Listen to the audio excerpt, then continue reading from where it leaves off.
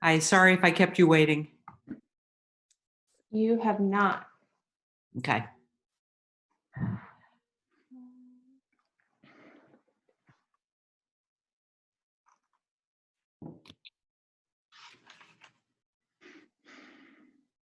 Are you ready to go, Jim? Yep, we are ready to go. Okay. All right, I think we should get started. I will call the Board of Finance to order at 4:49 on Monday, April 27th. Welcome, everyone. Thank you for working with us through this remote forum. First item on the agenda is the agenda. I welcome a motion. Motion to approve. Thank you, Councilor Pauls. Thank you. Second from Councilor Pine. Discussion of the agenda. All those in favor of the motion, please say aye. Aye. Aye. Any opposed? Motion carries 4-0. After Councilman Tracy indicated that Councilor Jang will be delayed. Sort of lost you. Expect Councilor Jang in about 10 minutes. Oh. Okay. The next item is the public forum. And why don't we open the public forum? We have one person indicating they'd like to speak on public forum, Kate Stein. So Kate, I'm going to enable your microphone.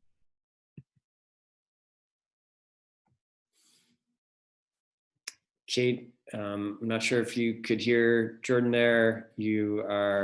She's enabling your microphone. Thank you. I go. think I found it. Great. Words went over where it said to unmute, so I couldn't see it. Welcome. So thank you. For those of you who don't know me, my name is Kate Stein, and I'm a parent of a person who graduated from Burlington High School last year with mobility issues and a current sophomore. I'm here to say thank you for letting the BCOC and the Burlington School District come to you to talk about the re-envisioning project at this time. I've been working on this project for a long time, way back to, I think, 2014, and I would love to see this project go all the way through. And it's really exciting to me, and I'm feeling very energized. And my goal is to stay positive and to stay working on this, and to let you know that I can be a resource if you would like me to be. Excellent. Thank you, Kate. And thank you for your years of committed service on this critical project. You're welcome. And we are all, I think, excited to be talking about it tonight at a milestone for it. We have one other person wanting to speak on public forum, and that is Martha Lang. So Martha, I'm going to enable your microphone. So Martha Lang, if you heard Jordan there, go ahead, and you are. Can you hear me? With us. Yep, go ahead. My name is Dr. Martha Rees Lang, and I live at 138 Colchester Avenue. I have several questions that I would like to have you consider answering. The first one is, and this is all based on the minutes from the Burlington Construction Committee, and I've documented all of the information that go with my questions. One question Jordan asked at the committee meeting: is the design being discussed by the school board the same as what the voters approved? For example, the voters approved of $70 million Burlington High School. The proposal before you is for $74 million. Question number two, and this is based on the presentation you're going to get. Approximately 200,000 square feet will be renovated at the high school. They estimate that $1.5 million will cover the cost of removing the contamination. That comes to $7.50 a square foot. When I had asbestos removed from the basement of my buildings, I paid 10 years ago $200 a linear foot. There are contaminants in the building. They're called, and this is documented. I have it. The contaminants in the building are called PCBs. Now, the next question that I have is, there is $800,000 in permitting fees that they think the city will waive. I don't think in this COVID-19 economy, the city can afford to give away $800,000 in permitting fees. By the way, and this is all documented, the permitting fees were waived for City Place, and we know where that got us. The second thing is, there are several issues in this $400 million that they're dealing with that have to be approved by the Department of Education. What if the Department of Education doesn't go along with this scheme? We aren't going to have the money. But now, the topic near and dear to my heart is, who owns the Taft School funds? The Taft School funds, to the best of my knowledge, and I have documents, were put into the City of Burlington's general fund. If they were moved, the City of Burlington owns the Taft School money. If they don't, when was it transferred to the school department, and why? I mean, I follow that very, very closely. So if that Taft School money belongs to the city council needs to approve what there is before you tonight. And this is in the minutes from April 15th, 2020. One of the school board commissioners suggested that this COVID-19 was not the time to be putting forth a project with the incomplete financing. This is all documented. I highlighted it. Now, my last question as a good researcher is, there was mention, Jordan mentioned, that there's a Google Drive folder on the Burlington High School redesign project. Have any of you seen it? And if you haven't, if you ever get a hold of it, I'd love to see it. I'm sure I could help you out. But anyway, so that is my position. And I am deeply, deeply appreciated to the members of the Burlington Finance Committee for being so polite. You have no idea how I appreciate you being polite. It's very nice to deal with polite people. Thank you. All right. Well, thank you, Martha. We certainly strive to be at least polite. I think that's the You are. minimum standard. Thank you. Welcome back. We haven't heard from you in a while. Okay. Any further public forum comment? Jordan says no, so I'm going to close the public forum and move to 3.01, which is the presentation on the high school schematic design. Excuse me.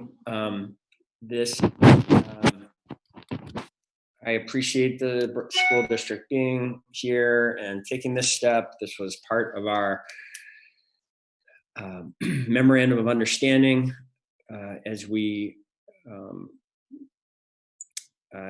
made a collective decision, as we kind of worked through together between the two entities about how the bonding authority of the community would be committed over the years to come. We made an agreement to try to, in a sense, manage that limited resource, scarce resource together, and that the Board of Finance would have this role in reviewing the conceptual plan when it was ready. And that is what we're here to do. There has been a committee that has done a lot of work in recent months as the high school team has been working through some challenges with this project, but this is the first time that this has come to the Board of Finance. Welcome, Nathan. Welcome, Tom. Not sure who's taking it over from here. Yep. So this is Claire Wool. Can you hear me? Hi, Claire. Sorry, I couldn't see you. I can't see you, but I hear you. Hello, welcome, Claire. I'm not sure why my it's always worked up until this meeting. So I am faceless, but I am appreciative. So for those members that I have not yet met in person and newly elected city councilors, my name is Claire Wool. I'm chair of the school board, and I am working with our district leaders and our owner's project manager, Tom Peterson, who is visually on this call as well. So we appreciate that introduction. Thank you very much. And we look forward to presenting. The last time we spoke at the Board of Finance was 6 months ago, October 21st. And at that time, Commissioner Karen Paul and the rest of the board members asked for us to come back in 6 months with an update. And so here we are 6 months later. The timing was served us well, because we are at that timeline in our plans in the last year and a half of working to cross the finish line of our schematic design phase. So like I said, over the course of the last year and a half, we have worked with our owner's project manager, Tom Peterson, who will lead us through this presentation. And we are excited to answer any questions. We also have Director of Finance, Nathan Lavery, and Director of Operations, Marty Spalding, on the line, as well as Kate Stein, who's been a member of the BCOC committee. So with that, I will have Tom Peterson lead us through briefly, because I know the Board of Finance had received some of these documents, and the goal of this meeting is to present to you the final schematic design, and to present to you the good news that is, over the course of the last 6 months, we have gotten this project with the scope of the project. Yes, there's been some reduction in scope, but we have gotten this project along with a third-party independent estimator, Vermeulen's out of Boston, to a 1.8 variance from our hired Whiting Turner construction management company. And we are very happy with that news. The shortfall is that we are roughly $3.6 million over. And so we had taken the last 2 months with our Director of Finance to look for avenues of this project that could potentially be funded within the school district and not go back to taxpayers. So we were emphatic back in October that would not be where we would be heading. And therefore, we feel confident that it's imperative for us to have communicated to the BCOC team as well as the school board that the work over the last 10 years, and more specifically 2 years and 1 year after the bond being passed, is the schematic design phase. We need to move into the design development phase based on all the investment and monies that have been spent this year and in past years to get us a design for this building that would go out to bid in the ensuing year. So we are a year behind in this project based on the time that we have taken to look at the foundation of what is possible based on the significant contribution and approval of taxpayers for $70 million. And therefore we come here confident in our work over the last year and a half, or shy of 3 months, year and 3 months, to present to the Board of Finance our work. And so with that, Tom Peterson, thank you for the introduction, allowing me the introduction to the Board of Finance, and I'll let you speak to it. Thank you, Claire. So on late Friday, we did send you the PDF of the slide deck, and I'm hoping that you had a chance to review it over the last few days. I'm happy to go through all the slides, but I don't want to eat up too much time. I know you have other folks on your agenda. So one of the first things I would like to do is first answer one of Dr. Lang's questions about the or observations about the permitting costs. Our original estimate in the budget was about $800,000 for total permitting costs for the city permits, not counting state permits that we'll have to do. And we've had further conversations with the zoning department. It turns out that we were calculating some of those fees incorrectly, and the zoning portion of that has been recalculated at just under $150,000. So total city permit fees right now are pegged at about $574,000. We would still love to get some relief there, but we understand that things are tight and going to get tighter. So I hope that answers that question. I also wanted to move on and ask, rather than just go through and do a speech, ask if any of the folks on the Board of Finance have any specific questions about the slide deck that was distributed on Friday, or the memo that went out, I think last night or this morning. Councilor Pine?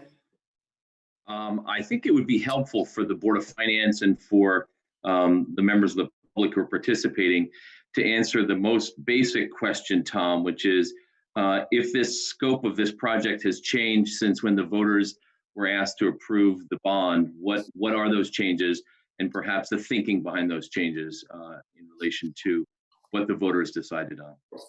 Great, thanks, Brian. Yes, the scope has changed.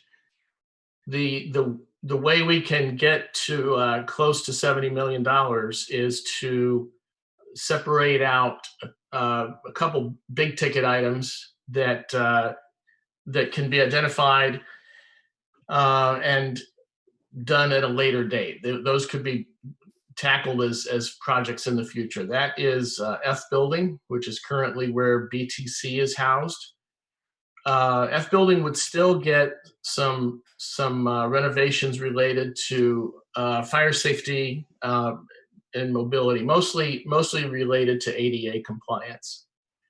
But the rest of the scope would not happen this round with F building.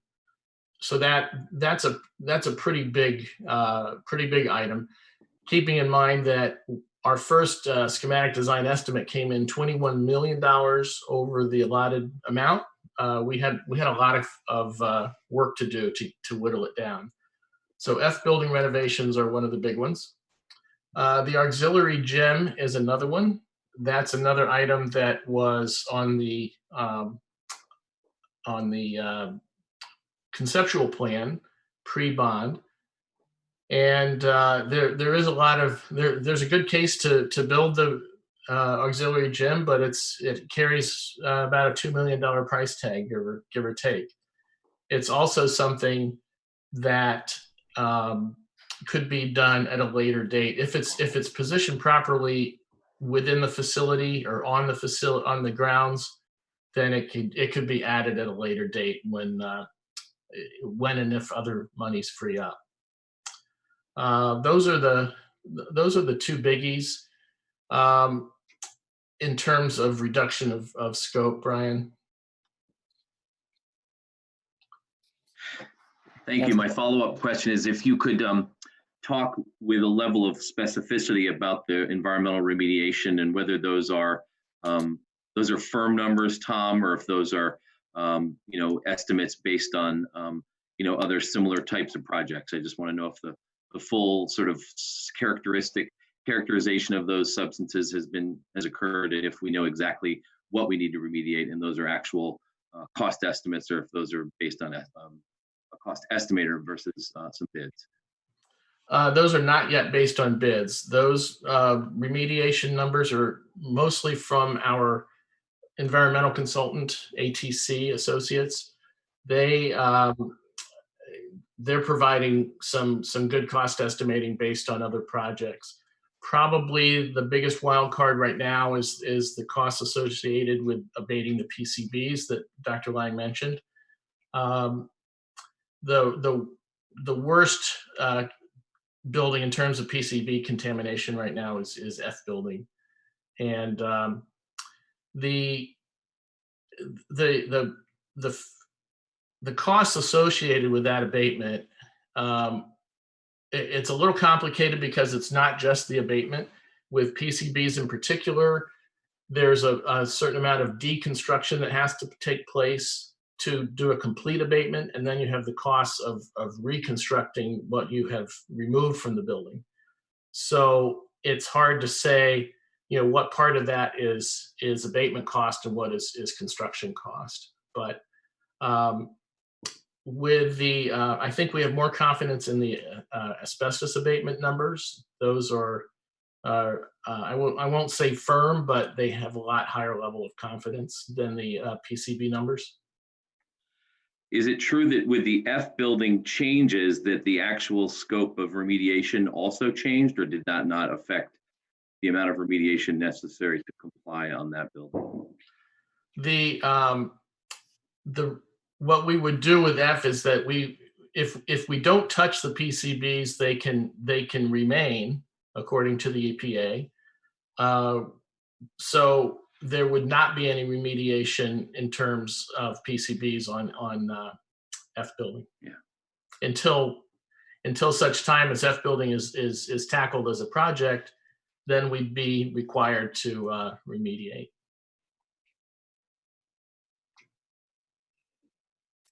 Thank you. Those are my main questions. Actually, one for Nathan later is about the Taft School proceeds, but I think we'll stick to the project before we get to those questions, maybe. Councilor Paul, did you have a question?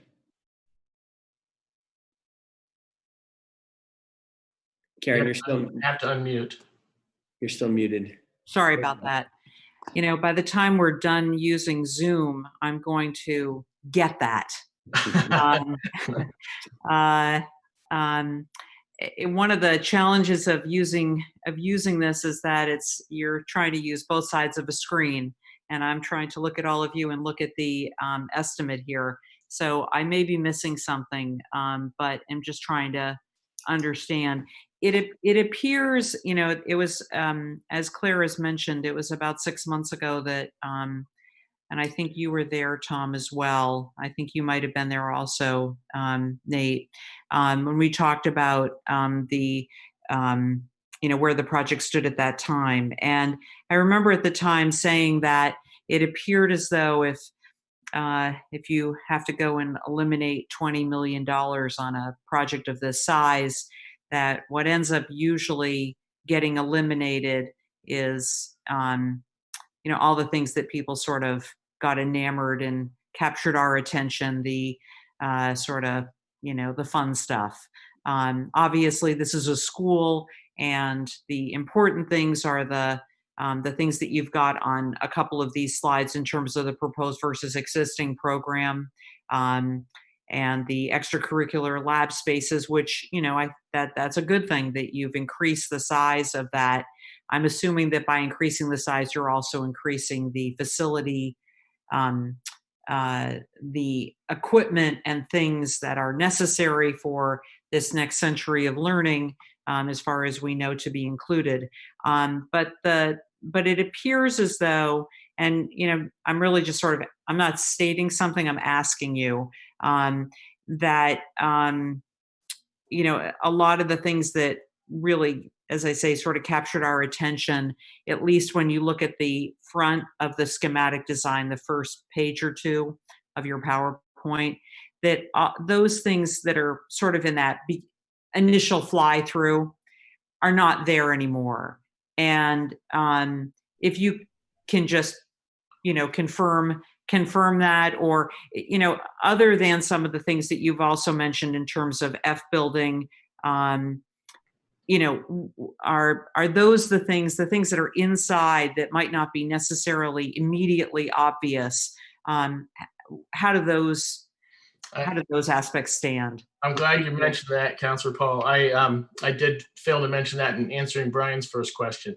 That is another scope change that happened. What was called the Galleria was this grand entrance, vaulted space, lots of glass, lots of volume. It was what a lot of people have called the wow factor of the project. That was also the single biggest cost per square foot of the entire project. And it was I'm not sure how to phrase this, but for that cost, the Galleria provided almost no program space.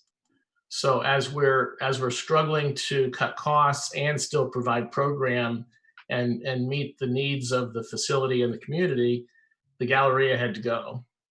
So the entrance is still going to be vastly improved. It's going to be extended. further east from the building, and there will be some glass there, and it's going to look a lot different than it does now, but it won't be the vaulted 2-story galleria with catwalks and lounges and things. So when you walk into, you're talking about A building, I Yes. assume. When you walk into A building right now, there's several old, just sort of, glass, doors, entrance doors. They are not glass. They're not mostly glass. They're actually a very small amount of glass. Right. All of that would become on the east side. That would become a little bit more, attractive. But Absolutely. I know okay, that's a but when low you bar, but yes. but when you walk in, is it to a large degree similar to what we have now? When you walk in, the width and height will be about the same as it is now. There'll be different finishes. Will be the length is going to be longer, so it will extend further to the east. So there'll be a lot of glass on the south side of that new front entry extension. So there's some opportunities there to make that a much more welcoming, attractive entrance. Okay, and then I have just one other question, and that is, were the city to do something with the 500 and I think you said $74,000 in permitting, would you use that to reduce the cost of the building, given the fact that you have found other funding sources on top of the 70 million that you have, that was approved by the voters?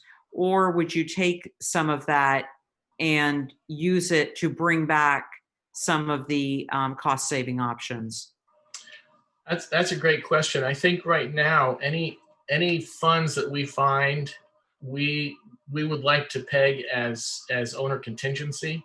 We still have 3+ years till this thing is complete, and so I think there are going to be opportunities maybe to add some things back into the project, but most of the things that were cut out were pretty big items. So savings of a couple $100,000 here or there are not going to bring back the big items, but they might be able to put back into the project as some more minor enhancements.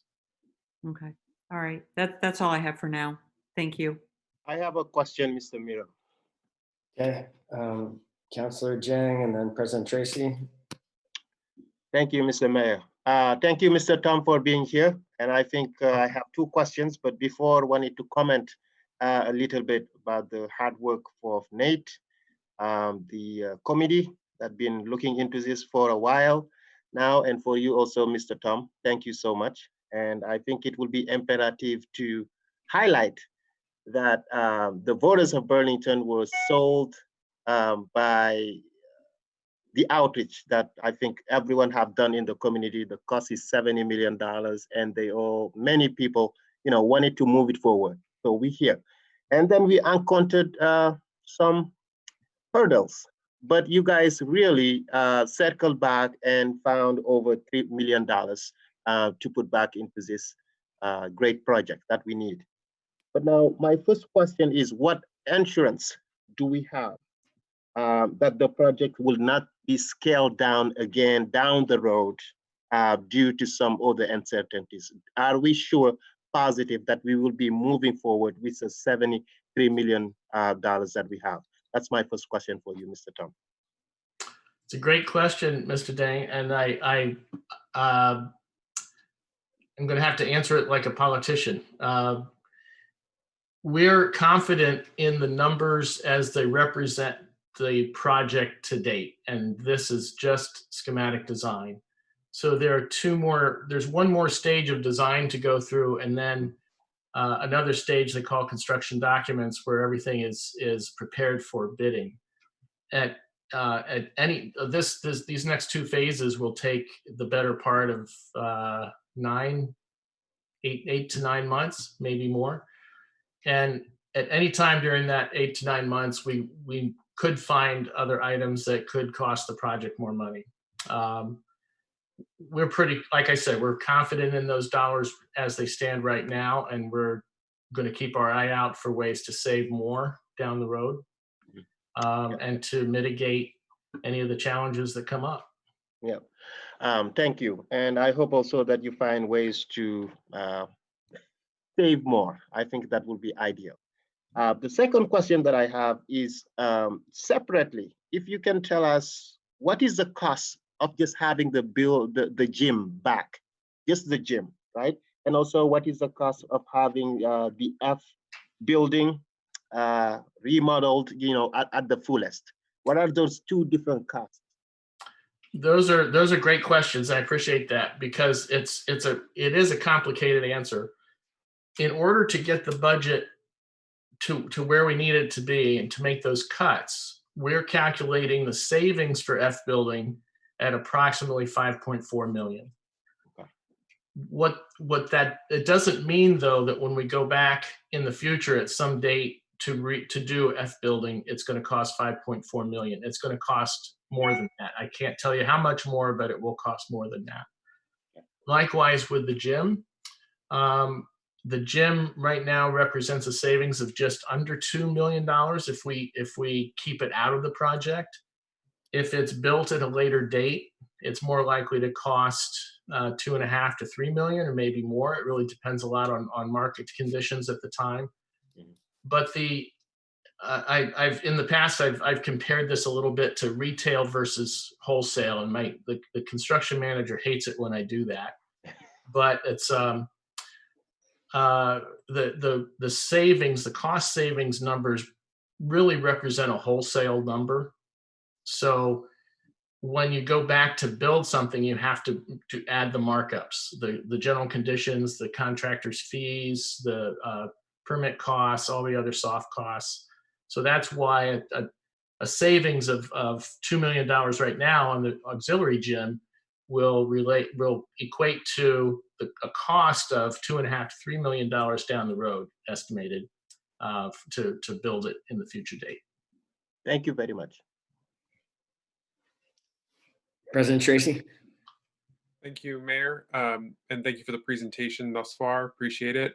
When I went on the tour of the school in advance of the bond vote, three things really stuck out to me as being problematic with the current building: the security of the building, the accessibility of the building, and the HVAC and sort of the energy efficiency of the building, each being pretty problematic.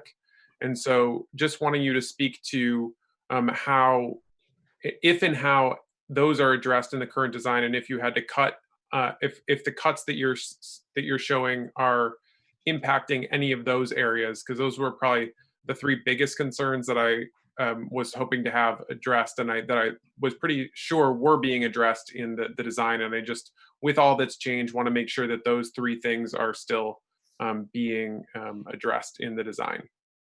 Thank you. Yes. Security, energy efficiency, accessibility are still the three big main items that are still in the project. The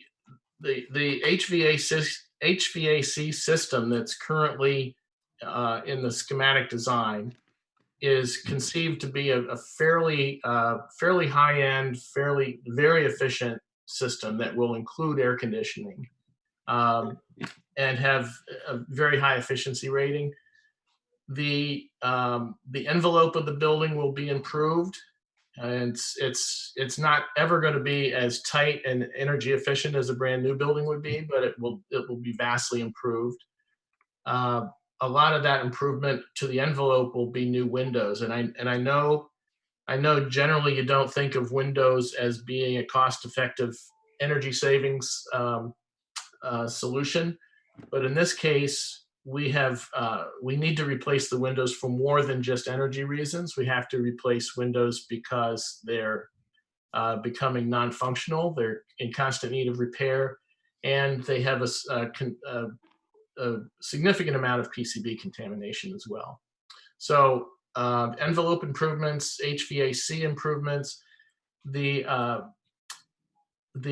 accessibility improvements are I'm it's probably something I'm most excited about because it's just about inclusiveness, and really addressing the needs of a wider swath of our population.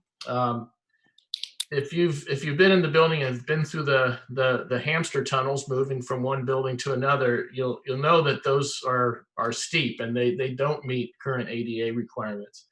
Those are all going to go away and be redesigned, rebuilt, and there'll be fewer of them, and the ones that remain will be new and ADA compliant. As far as security goes, we are on a path to do what's called SEPTED. Oh boy, and I wish I remembered what that acronym stands for. It's been a few months since we've talked to our SEPTED consultants, but it's Crime really crime prevention through environmental design. Environmental design. Thank you, Brian. So we do have a nationally known security consultant who is addressing that with us and helping to advise us on the security issues. We hope that we can reduce the number of doors in and out of the building, although security is weighed a little bit against fire safety because we do have to have the adequate number of fire emergency exits in the right location. But security definitely will be improved, and probably one of the more prominent improvements in terms of security is at the entrance. It's not going to be the grand entrance, big wow factor that we all had hoped for, but there will be what they call a capture area where visitors to the building will be able to stop at the actually be required pretty much to stop at the administrative offices right inside the front entrance before they can enter the main part of the building. So that those elements are still in the project. Okay, thank you very much. Councilor Pine, did you want to be recognized again? I think the project questions, I'm satisfied with the information we've gotten. I think, Mr. Mayor, if Nate Lavery could speak to this issue of state proceeds from Taft School and perhaps just clarify that issue that was raised. I think that's a good question. It would just be helpful for us to know the answer to that. Agreed. Thanks, Councilor Pines. Nate, are you able to speak to that? Yes, thanks, folks. And I also want to let you know that we also have District General Counsel Joe McNeil in attendance as well, so he can also speak to that item. One of the things that we were careful to do when we went to the voters with the question about the use of the Taft lease proceeds was to allow for the probability that we would, in fact, use some of this money on other types of infrastructure projects. So that was explicitly part of the ballot question that we put to voters when we asked them, shall we use the money for Verizon's on-top relocation as well as other infrastructure needs? That was explicitly in the question that went to voters. So I'm confident, and I believe that Joe as well is very confident that this is a completely permissible use of these funds. But it is also one that obviously is,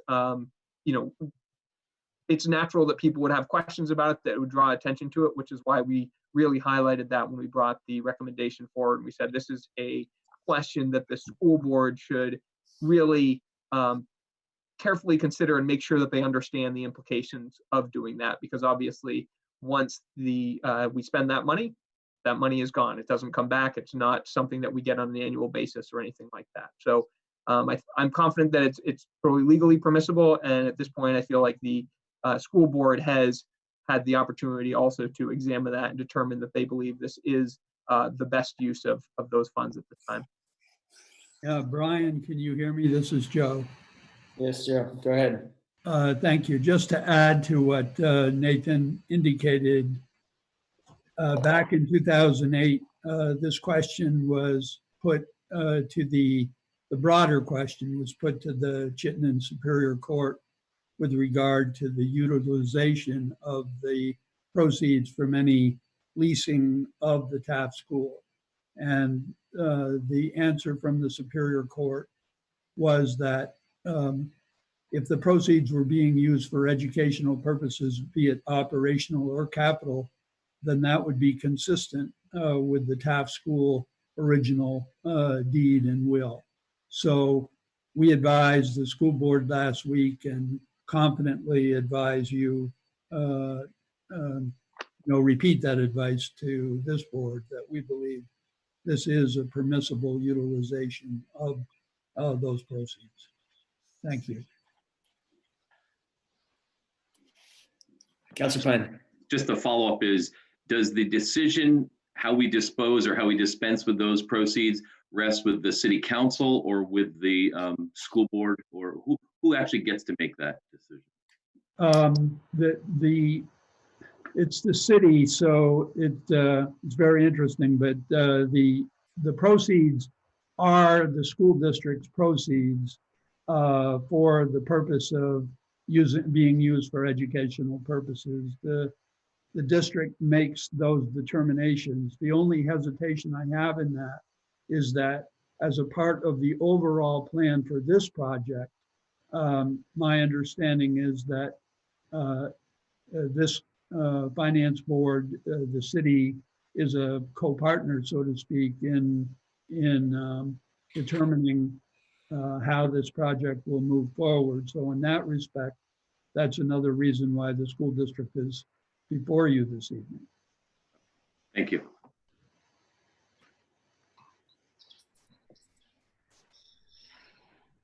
President Tracy, go ahead. Thanks, Mayor. Thanks, Councilor Pine, for asking that question. I think Dr. Lang raised a good point with that, and it's helpful to have that clarity.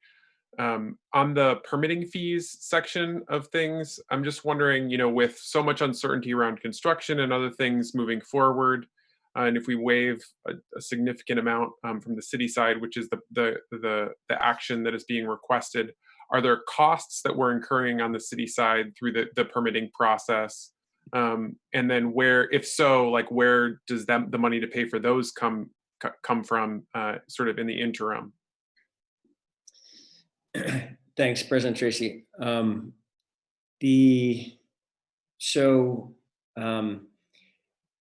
I don't think we can fully vet the permitting fees question at this meeting. We've requested a breakdown of the fees for analysis for exactly, for that reason, among others, President Tracy, that we have to compare that with the actual costs that the city would incur in the vetting of in doing the permit work. So I'm open to doing that review and considering it. Typically, my understanding is school projects have paid the permit fees. We really I don't think in my time we have not waived fees for any project that it was not, wasn't mentioned. We did do something unusual with the city place, and that we allowed them to use a donation of land as credit for the massive fees in that case. But we did not waive any fees, and so it's at least in the last 8 years, an unprecedented request. We are going to look at it and come back once we have that breakdown and can fully evaluate it, and come back, and we'll have a position from the administration on that to talk about with the board. Okay. Do you have a potential timeline as to when you think we might be coming back to that question?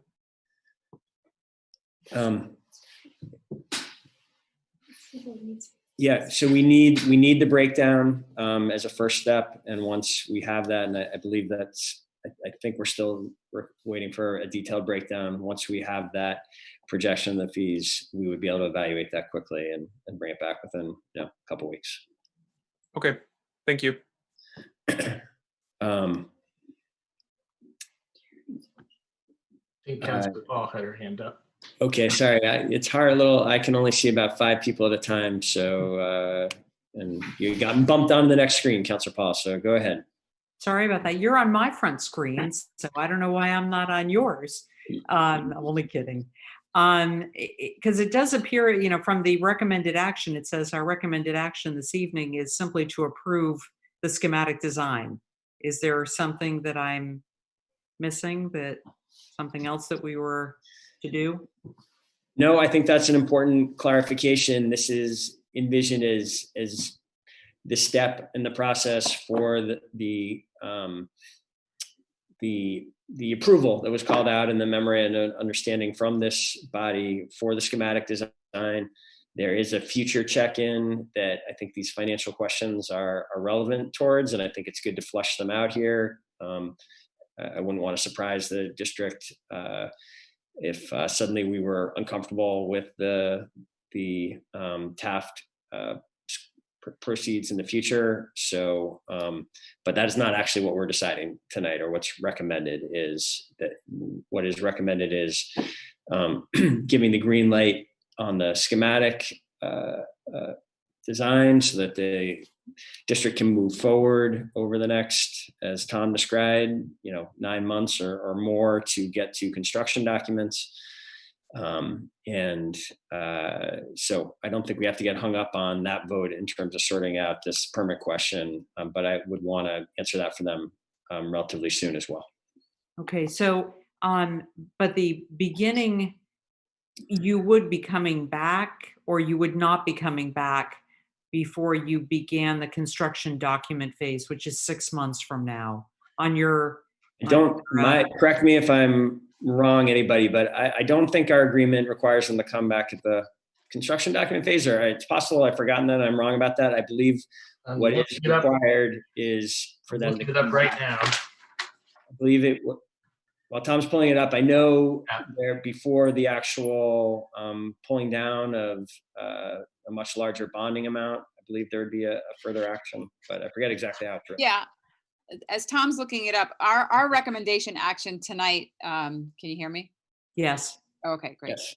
It was for the Board of Finance to approve the schematic design and the funding plan, to recommend it to the full council, that the project moves into the design development phase. So we are at today requesting not only the schematic design, but again, the funding plan that we've presented to you is within our district. So any overages that we have outlined from Director Lavery and talking about the Taft School, this is our presentation tonight. So we would not be coming back because in order for us to move forward, we need to move forward with the 73 set. Go ahead, Tom. Sorry, you're stopping. Yeah, I did. Sorry, Claire. I did find it in the MOU. Yes. We are to come back to the to the Board of Finance at the full draft of design development budget. So that's going to be in another approximately 5 months when we'll be through design development. Mm-hmm. But I wanted to speak to something really, really clear, and thank you, Claire, for bringing up the fact that we're asking for approval of not only the schematic design, but the funding plan as well. The funding plan ties very closely into the next phase of design, and that means that one of the big questions around the funding plan is whether or not we include air conditioning in this facility. There are certain elements of the building that can be decided at the last minute of design, and to either add cost or save cost. Air conditioning is not one of those. That decision has to be made now so that we can move forward with the design. It's not air conditioning can't be added in 4 or 5 or 6 months, or even a year or two down the line. Because of technical issues, it really has to be part of the early design process. So that's why the funding plan is really tied to this schematic design. Hello, this is Joe McNeil again, and I see on the screen that Eileen is attending this meeting as well. What struck me as the conversation has gone on is that the mayor reasonably is saying that the administration wants to take a look at the zoning fee waiver amount. And if I am mindful of the presentation both last week before the school board and this evening, there could be an action by the finance board that puts that to the side. And if it becomes necessary to deal with that $400,000 to come back to the finance board with a different approach if that doesn't work. The other part, well, I have the opportunity is just to say that one of the other components is utilization of some funds from unused bond issues that were passed. And I don't know whether you received our memo. Hopefully you did, but that's something that both our office and Thomas Maloney concur, as the city's bond council concurs, is appropriate and permissible. But if the suggestion would be that if you want to reserve on zoning fees and still move on so that the district could deal with the air conditioning question, among others, that shouldn't be potentially a holdup, I wouldn't think. I would agree with that, Joe. Thank you for bringing that up, because we don't want the project to be held hostage or be held up by a question of a few $100,000. That could end up costing millions of dollars in a year's time if design is delayed too much. Right. So those are helpful suggestions. So, and I am mindful of the time. It's 5:40 now, and we're trying to be done by 6, and we have a number of other items. So if we are moving towards being ready for a motion, I'll put out there, I would be comfortable with a motion that gives the district the approval that they are seeking at this point, with clarity that the request with regards to the city permitting fees will be evaluated, and that will be a matter of a separate action and communication, but that the balance of a motion that dealt with the balance of the schematic approval and financing plan, I think I wouldn't have a concern with us considering that at this point. So, Councilor Paul. Thank you. So I just want to make sure I understand, because I'm looking at the construction costs. There's $14 million for HVAC. I'm assuming that's this number that you're talking about. The total is 59 million. Then you've got some things that are cost of construction that you're taking out to get you down to 49 million. And then you've got general conditions that put you back up to 62 million. And then, some soft costs that get you to the 70 million. So I'm not really sure I understand The numbers we're talking about HVAC.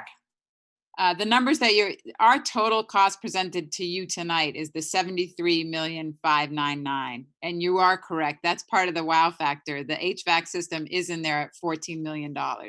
Right. So yeah, so we are presenting to you in all your additions, it's a total project cost of 73,599. Right. And of the 73,599, 70 of it is what we've already discussed in terms of voter approval and voter approved bonding, and the rest of it through one source or another you have come up with to make up the difference, right? Correct. Okay. We have restricted funds that we have outlined. So restricted funds within the district over the last 2.5 months, we've identified to be able to, and again, this is a phased in project. So based on the need, our Director Lavery has identified these restricted funds to be able to contribute to this greater project, to be able to afford us into the design development stage next. And it is estimated at this number, at the 73,599. So I guess I'm still not sure I understand, Tom, why it is that you brought up the issue of air conditioning, if it's already included in the numbers and we're within the, after the months that you've done of ratcheting this down and getting this to a place where it's a manageable number, why are you, I guess I'm just not understanding why you're bringing this up. Yeah, I thank you for that question. I didn't mean for that to be a red herring. The thinking behind that is that, yes, the better HVAC system is still in the budget, because that's what the public has wanted. That's what the school board has wanted. So air conditioning is included. If this the funding plan is not approved, we have to move ahead with design development with less of an HVAC system in order to save a few $1,000,000 and get the number down to 70 million. Without this funding plan, we cannot design a project that has air conditioning. It'll be a totally different kind of project. Okay, so what you want us to do tonight is just simply approve the schematic design and the financing plan that you presented, minus the fact that it's going to take us some time, a little bit of time, to get back on the issue of permitting. But whether the permitting goes through or not, whether there's a waiver or not, you are comfortable with the available funds because you've found additional approved funding. Right. I don't want to take the city completely off the hook for the permit waivers, but the permit fees we can't allow to make or break this project. So yes, we can, with that 3.6 million that Nathan has identified, we can move forward and retain the scope that we've presented. Okay, so based on that, I would make that motion as indicated by the mayor. Second. Tom, before we go to a vote, and I do feel urgency to get to a vote if we're ready to. It is a significant. We lost somebody. We lost you, Mayor. Yeah. Thank Can you you. hear me now? Yep. Yeah. Okay. So, strangely, in City Hall, we sometimes have issues with the connectivity here at times. I apologize. The HVAC, that 14 million, to be clear, can you describe the HVAC? What are we getting for a $14 million? Currently, that is represented as a design narrative. It's not lines on a paper yet.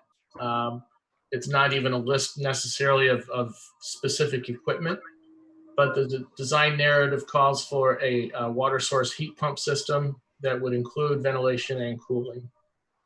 Okay, so a water source heat pump with a geothermal, or what is? No geothermal component. Okay. Yep. And so that provides both the heating and the cooling. Heating and cooling. Yep. So people shouldn't read that as a $14 million addition just to have air conditioning. Correct. The air conditioning value of this project, again, in real broad strokes, is somewhere around $3 million. Okay. But by having an HVAC system, it's an electric system. By having a ground, this is basically you would be heating and cooling the building with electricity as opposed to burning fuel. Is that right? The goal is to avoid fossil fuels if we can.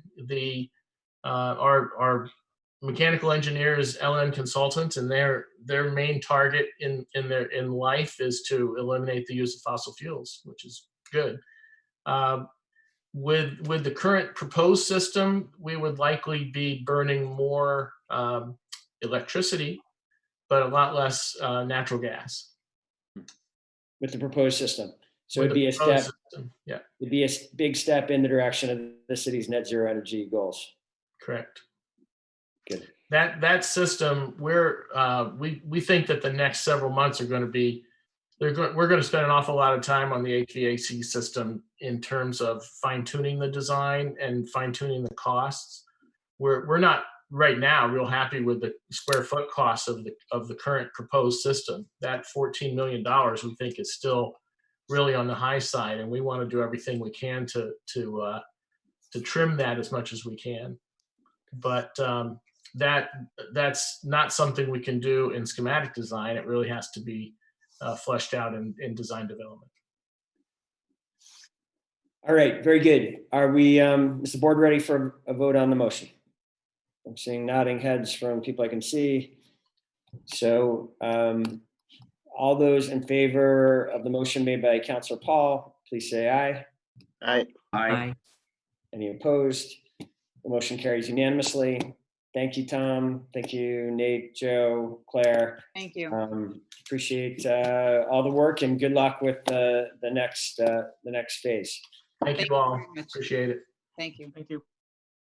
Okay, we will need to move as briskly as we can now. 4.01 is the request for the airport to accept a coronavirus aid, relief, and economic security CARES grant for $8.7 million. This is good news. This is our share of the $10 billion airport relief package funded in the CARES legislation, the coronavirus response legislation. Would welcome a motion if we're ready on that, Councilor Paul. Yes, thank you. So I'd like to make a motion to approve and recommend that the council authorize the mayor to execute the Coronavirus Aid, Relief, and Economic Security Act grant with the FAA for $8.7 million, subject to final review and approval by the city attorney. Thank you, Second by Councilor Jang. Paul.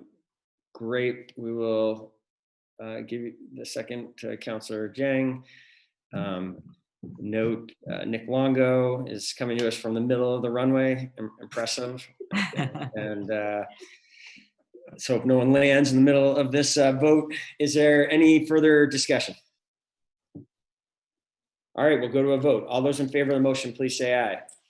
Aye. Aye. Any opposed? Aye. The motion carries unanimously, and it is approved unanimously. Thank you. Mr. Mayor, Yes. just simply because they are both leases, I don't know if it's possible, not to take anything away from either one of them, but if there's a way to combine items 4.02 and 03. I am comfortable with that if the rest of the board is. Yes. Yes. So go ahead and make the combined motion there. Councilor Paul will consider it made per the language, the recommended actions. Yes. Do we have a second for that combined motion? Councilor Pine, thank you. And any discussion? Go ahead, President Tracy.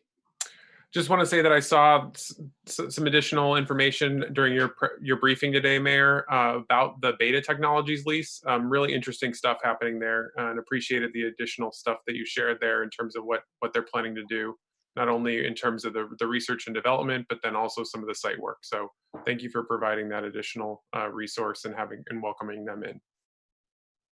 Excellent. Thanks, President Tracy. I do, it is quite exciting what is going on there, and I would recommend a tour out there for anyone interested. It's really, maybe at this point, wait for after the investments to go in. It'll be even more exciting then, but it is pretty cool. It's just amazing that is happening right here in Burlington. I thought it was a welcome piece of good news amidst all of the economic storm we're under. Councilor Pine. I would just ask if Gene Richards could speak to the broader question of what's the trajectory look like in terms of moving the airline industry to this new model, this electric model? Is that something we're going to see in the next 5 years or 10 years, or what's it look like?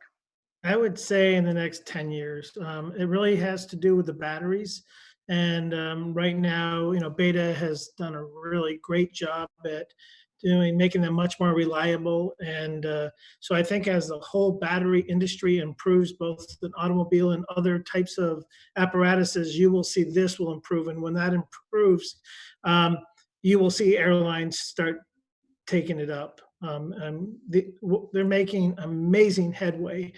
And again, I would highly recommend if you guys could, any of you would come out and take a tour, your mind would be blown. So what I heard Kyle say today is he pushed our models out, for public use in about 3 to 5 years. And I would say it'd be 10 years, and it'll be, even his model will be a small version of public. Thank you. Yep. One Councilor question, Mr. Mayor. Sure, go ahead, Councilor Jang. Yes, I think join the members that this is great. This is wonderful. Congratulations, But the question that I have is, what are the elements that have helped Beta choose Burlington instead of, elsewhere? Why Burlington exactly for their project to be housed here? Why not? Well, Yes.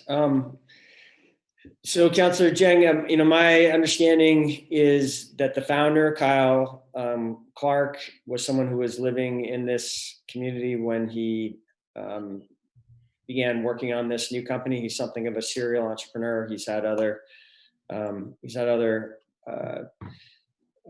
entrepreneurial efforts, and so it sort of evolved naturally from there. But there is a strong commitment, as I've understood it in the conversations I've had with him, and Gene, feel free if you see this differently. He's been able to grow the company till now, building off of the incredible talent that is in this area. And it is really just frankly amazing that this team here, which is now up to 70 employees, is competing against the best funded. This is an area where there's a huge international race. My understanding, there's scores of competitors who are trying to do this, and yet this team here in Burlington has had the talent to hit milestones again and again before other teams, some of them funded by some of the biggest companies in the world. They're not, and then further as they grow from here, I'm hopeful from what I've heard so far they will continue, if they're successful, to grow in Burlington, in part because of Burlington's very strong net zero energy city sustainability reputation, and that Beta wants to make sure that their company is understood to be a very clean energy brand, that what they are offering is a way to transform air travel, air cargo into a clean industry from an industry that today is a major polluter. And they see Burlington as helping, it's where they want the company to be. It's where they want their employees want to live. And they think it's supportive of their brand as well. So it's a very, let's hope it continues that way. That's good. That's good.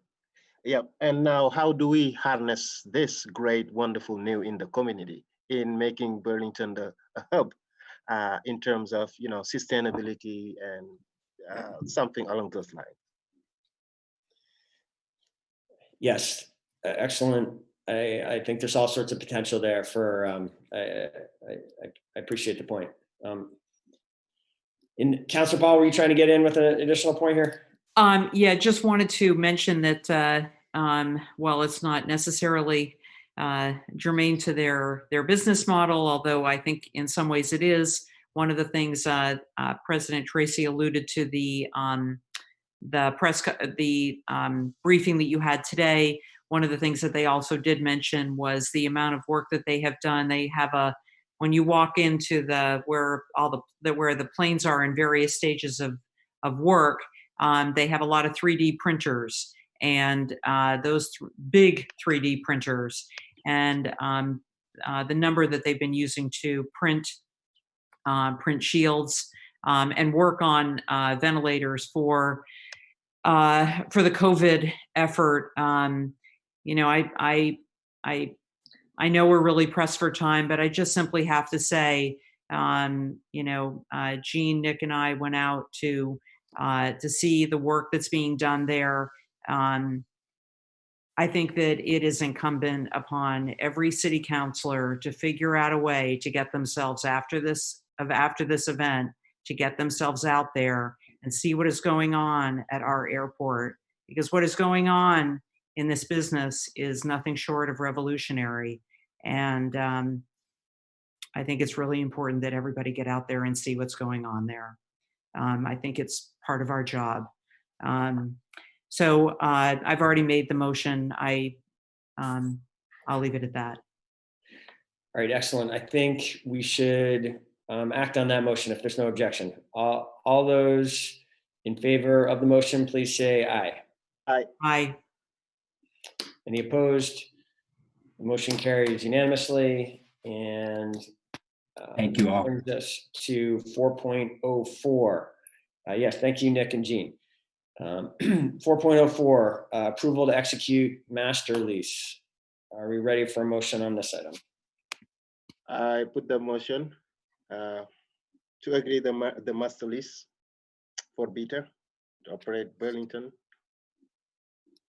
Excellent, thank you, Councilor Jang. And is there a second? Seconded by Councilor Pine. Discussion of item 4.04. We will go to a vote if there's I've seen no hands for discussion.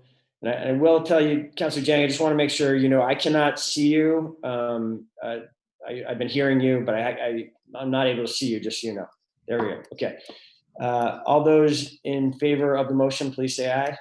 Aye. Aye. Any opposed? Motion carries unanimously. And that brings us to 4.05, which is an authorization to enter into agreement with Cigna to administer the city health insurance program. This is an important item. We have Deanna here, Deanna Kaluva has worked hard on this for a significant amount of time. Is the board ready for a motion here? How would the board like to proceed? I would move to approve the proposed contract with Cigna and request the floor back after a second. Excellent. Is that a second, Councilor Paul? Yes. Okay, great. Go ahead, Councilor Pine. Yeah, I just wanted to ask Deanna to just hit the highlights here. It seems from what I've read and what you've shared with us that what we're getting is essentially the same service package, but an enhanced wellness benefit at a savings. So this is all a win for the employees and for the city. It is. I'm really excited about this. I think we were, after looking at all three of the providers that came in with packages, I think Cigna really had a better enhancement of customer service for our employees, could manage costs better, had better stop loss agreements. And then on top of that, they came in, at the lowest price. So it really is a no-brainer to select Cigna, and I'm very happy about the choice. I just want to point out that, this was also in partnership with a health initiative team that had all four unions as well as non-union employees, and they are also, happy with and on board about this decision. So I really encourage you to review it and ask for your support. Excellent. Deanna, thank you for your hard work on this. I will say one thing, before I got comfortable this coming forward is, we've been through this once before in my time, changing providers, and it is a significant transition involved. There is or at least can be. The last time we did it, it was a fairly significant amount of work for the city team, and employees, noticed the change, and there was a fair amount of additional bureaucracy and effort involved. Here, Deanna has assured, you want to just speak to that, Deanna, like why we think it's going to be easier this time? Yeah, I think that, the question was why now in the middle of this crisis do we want to switch providers? And I think that our contracts with GISC were ending in July 30th. So we needed to make a decision to enter into a 3-year contract with somebody. GISC, we've had a number of issues around customer service, and they are a third-party administrator. And so their role is just to pay our claims. I believe that with Cigna, not only is the customer service going to be better, we have a website that allows people to be able to be good consumers, to be able to look at the costs. When they go to check on a provider, they can look at a service and identify cost comparisons. So I think it'll help us from a cost perspective. It will help us from our employees' perspective because they'll have more tools to use. And then when it comes to the open enrollment, the network, we were renting Cigna's network through GISC. So there will be no disruption for providers. So if you have somebody in network today, if the employees have somebody in network today, that's not going to change. What will change is that network, now that we're with Cigna, will be expanded. So it will only be enhanced, and there shouldn't be any disruption with the for our employees. And then one other thing, they have a really a group of professionals and local presence here that are going to work through the open enrollment process. So it's going to be a lot less work for our HR team, although we'll be intimately engaged in that process. And so, and then the final point is, Cigna is a large company and they have contingency plans in this coronavirus, this time of crisis, so that if things get difficult, they have plans to be able to cover for each other.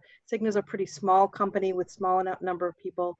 And I didn't get a sense that they had a detailed contingency plan in the event that they have, wide scale out employees out, et cetera. So I'm really comfortable with going through this process, even in the midst of this. Great. Councilor Jang. Yes, again, thank you very much. This is great, wonderful, because it highlights so many great important points. The most important one is cost saving, and I think also the collaboration between the city and its employees, the unions, that great background work is amazing. Now, the question that I have is, I believe also that the Burlington School District, they use Cigna. Are they both city employees in the same plan, or do they still have their separate? No, that's a separate plan. Yep, they've always been separate. So, but it's nice that we'll both be in the same plan. Maybe we can do some cost or best practice sharing. Absolutely, and maybe maybe down the road it will be, why not all city employees, including Burlington School District, if we have opportunities to save more, to be a joint, just health insurance plan, maybe. But thank you so much. You're welcome. Yeah. Excellent. Is there any further discussion? In the interest of time, let's go to a vote on the motion, which we did. We did get the motion, right? All those in favor of the motion, please say aye. Aye. Any opposed? Motion carries unanimously. Deanna, thank you again for the hard work and bringing this forward. You're welcome, Mayor. Thank you for your support. So the communications, we are 5 minutes for the next. Sorry, I don't know why the audio's out, but I was just saying we are done with the items requiring action. There are communications to you, and so it's up to the board and President Tracy how much urgency you're feeling to move on to the next meeting, whether you want to spend any time on the communications. Thank you, Mr. Mayor. I think it would be helpful for us to at least get a short overview. I'm seeing a lot of counselors also on now, so I think it would be helpful for us to at least get a short overview of the first item, which is item 5.01, expenditures from the emergency fund, given that I know that a number of counselors were interested in just closely tracking those expenditures. I would hope that that if folks have questions resulting from that we could hopefully take care of some of those offline as much as possible, just so that we're able to move into the next meeting. But just because we have public forum following, and it has a cascading effect. So just trying to keep things pared down, but get at least a little bit of an update on that, where we are with costs. I don't know what you're feeling. Great. I'm happy to just, I know that's an issue of interest. The report, I think, lays out clearly how the new costs, this report We are doing these reports at every Board of Finance meeting, so it's essentially every 2 weeks right now. So you can see there's an additional 79,000 since we last talked, bringing the total up to just shy of 200,000. It's a little. I don't think you should be concerned that that means there will be 80,000 each 2 week period necessarily. There was some the RRC costs, because as we talked last time, there were some accounting issues capturing those costs initially and getting them reported out. Those are all the RRC costs to date, the 53, or through the date of this report, at least the 53,543. So that will be, that is not a 2 week burn period. The other things, just make sure, I think, keeping in mind about everything on this report, or at least the EOC costs, we continue to be fairly optimistic that we will be able to recover about 75% of those costs from FEMA. Those sort of direct relief effort items, which is really pretty much everything, as I understand it, on here, other than the RRC costs. We have also made a request to the state that out of the funds that they have received already from the federal government, which is a total of 1.25 billion, we have requested that they pay for the other 25% of our EOC costs plus the RRC costs for, we've actually asked them for a commitment to pay for the RRC costs for a year, since we do anticipate that, our sense is the RC is providing real meaningful support to Burlingtonians. Is something we want to be able to continue, and it does seem to us an appropriate COVID-19 related cost. So we are seeking reimbursement for that. That I don't have a read for you how likely that is at that point, but we have made that formal request. So what else could I say about the report?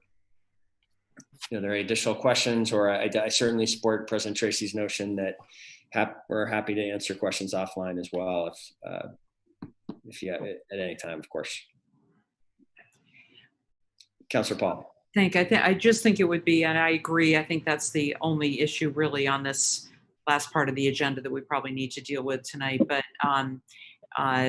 once we're at once there's a way of sort of plotting how much we're spending, because obviously we want to know as we're getting closer to the amount that we initially approved, that would be helpful. So that's all. Thank you. Okay, thanks, Councilor Paul. I take your point.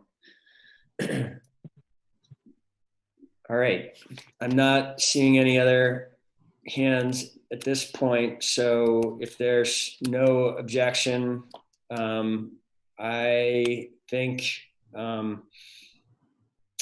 we will adjourn the Board of Finance at 6:11 p.m. and we all stay right here, right? And we hand it over to you. At least it's your meeting now, President Tracy. Thank you, Mayor. Give me 1 second to get the board docs flipped over to the next meeting.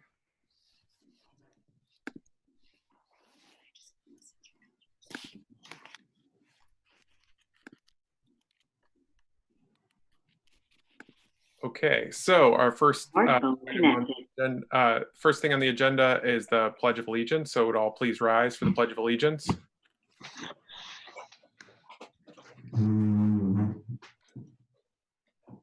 Pledge allegiance to the flag of the United States of America, and to the republic for which it stands, one nation, under God, indivisible, with liberty and justice.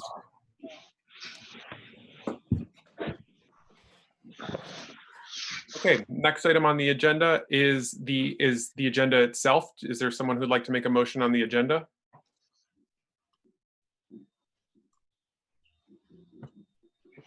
Is there someone who'd like to make a motion on the agenda? Go ahead, Councilor Stromberg. Thank you, President Tracy. I move to approve the agenda. So, Councilor Stromberg, there's actually a motion that you need to read out. That's the full motion. So if you could just read out that full motion that's in the agenda. So click on the agenda item and then read that full motion.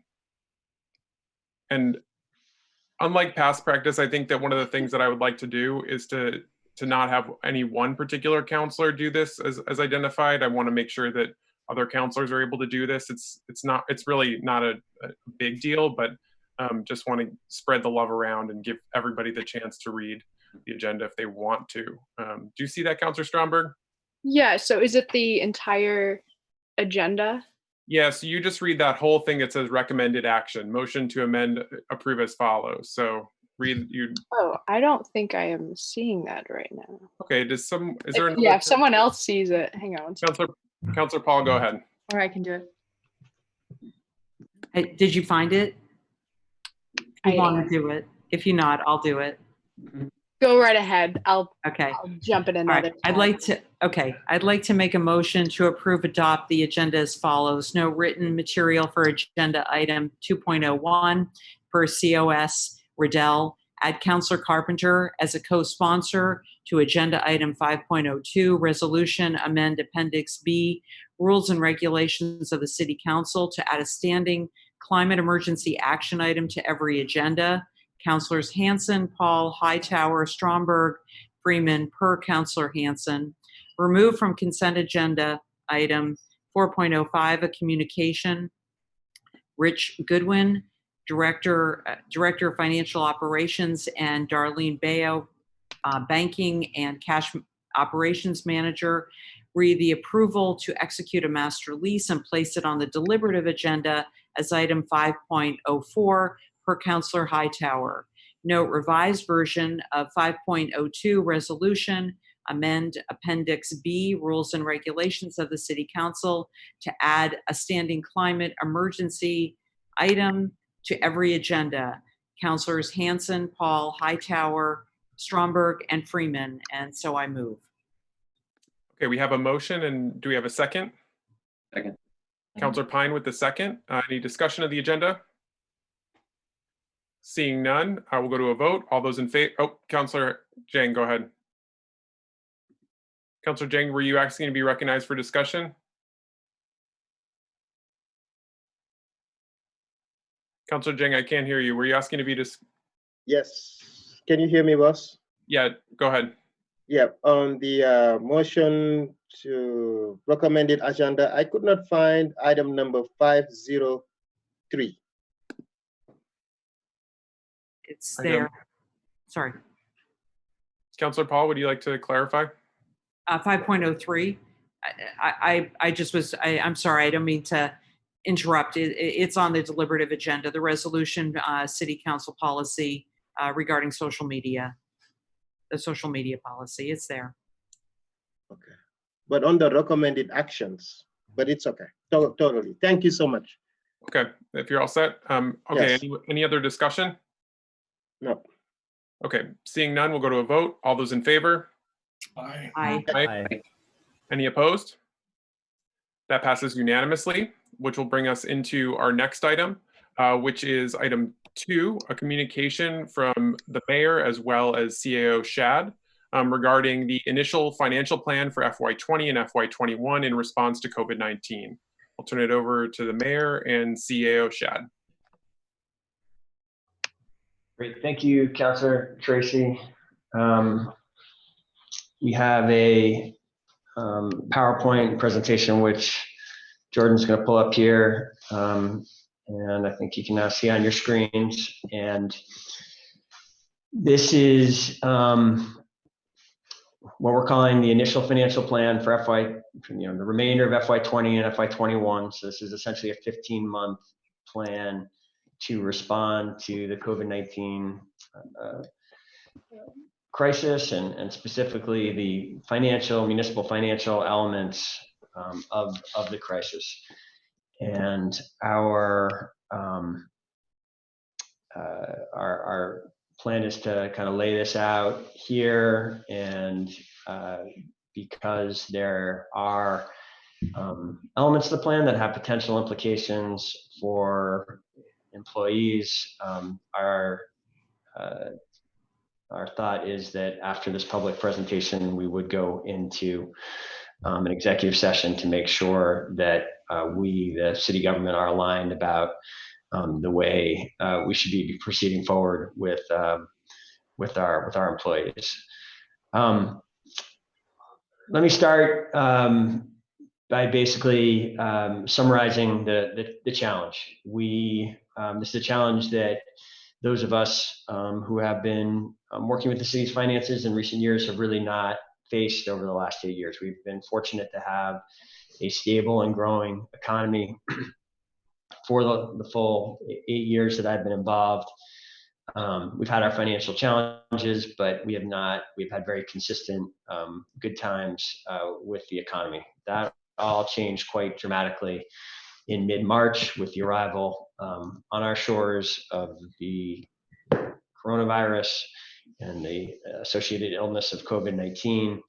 And there's really great uncertainty about what the full extent of that pandemic is going to mean for the city finances. We know that they have been absolutely devastating so far.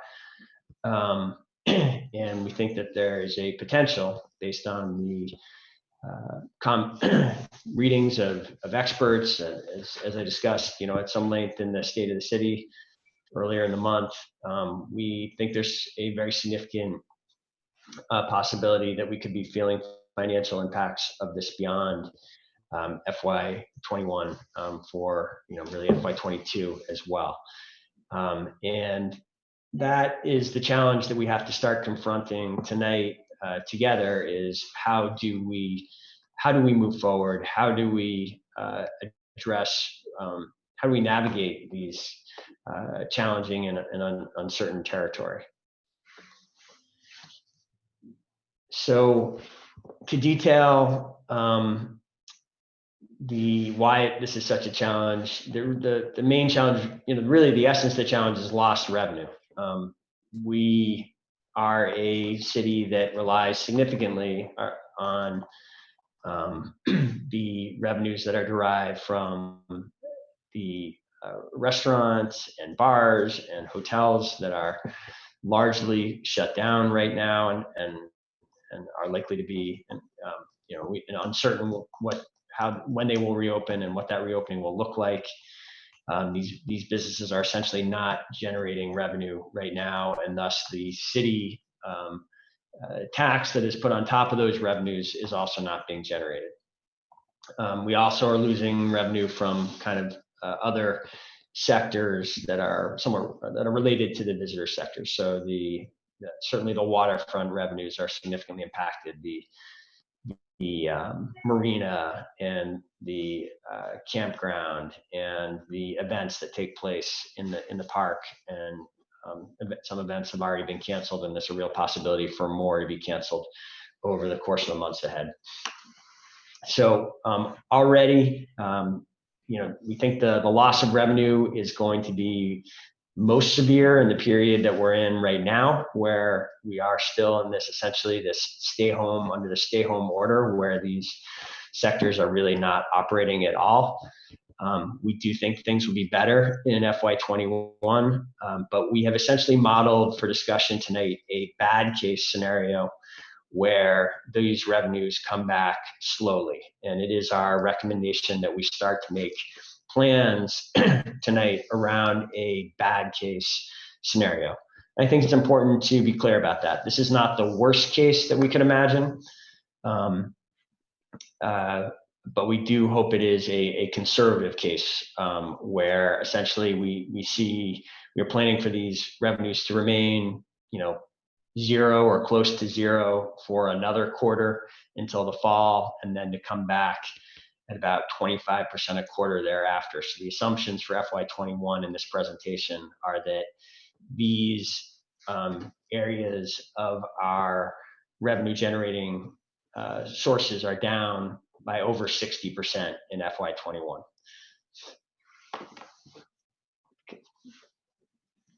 Excuse me.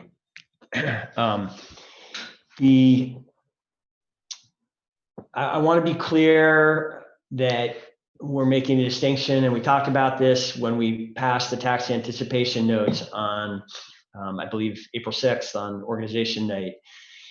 We we are treating lost revenues, which I've just been speaking about, that $15 million of lost revenues, as quite different than this other issue, which we also are going to have to navigate our way through, which is delayed revenues. And with delayed revenues, we're principally talking about property tax revenues that are our largest source of funding. And as the council knows, we are expecting many taxpayers to have trouble making their payments in June, and we've already taken action to be supportive of that by issuing these or approving the issuance of tax anticipation notes so that we can allow people to delay by 2 months the payment of their property taxes if they need that time, if they are trying to figure out a way to respond to the impacts on their finances of COVID-19. We are, and this is not a focus of tonight's presentation, but we do hope to be able to come back by our next meeting, May 11th, with further exploration of whether it will be feasible to do anything beyond that that initial postponement of, waiver of fees and penalties for postponement. So that will be a further discussion about delayed revenues, but it really, and that's certainly important to our constituents, and it will be something we have to manage, and it will be kind of a new element of managing the city's finances. But we are assuming in the projections you see tonight that those taxes are all eventually paid.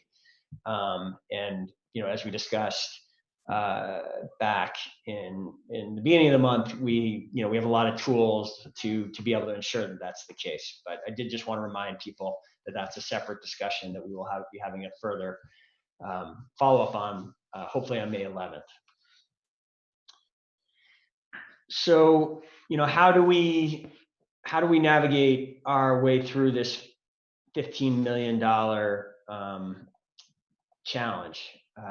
We have laid out some principles that make sense to the administration that we think offer a helpful guide and that can then be applied to the decisions before us. So we'll just go through those quickly. They were in the memo as well. We do think that getting through this massive challenge, this really unprecedented challenge, is going to require shared sacrifice. We know that many of our taxpayers have been dramatically impacted by the emergency, and we are concerned that they are not in position to pay planned increases in tax rates. In fact, as we were just discussing, we think people are going to have a major challenge with the existing taxes. Thirdly, this one, I would hope be important to the full council, that certainly a principle of mine that we need to treat our employees fairly. We've attempted to do so since the beginning of this emergency with generous emergency policies that responded to this COVID-19 crisis, and we seek to do that throughout. I have been clear with employees, there may be limitations. That treating fairly does not mean that we can guarantee them that there will be no impact on them. Burlington, like many other cities, I believe a large majority of cities, believes that unless we're able to get new revenues, and I'm going to speak to more to that in a minute, because there is some hope there, but that if there is not,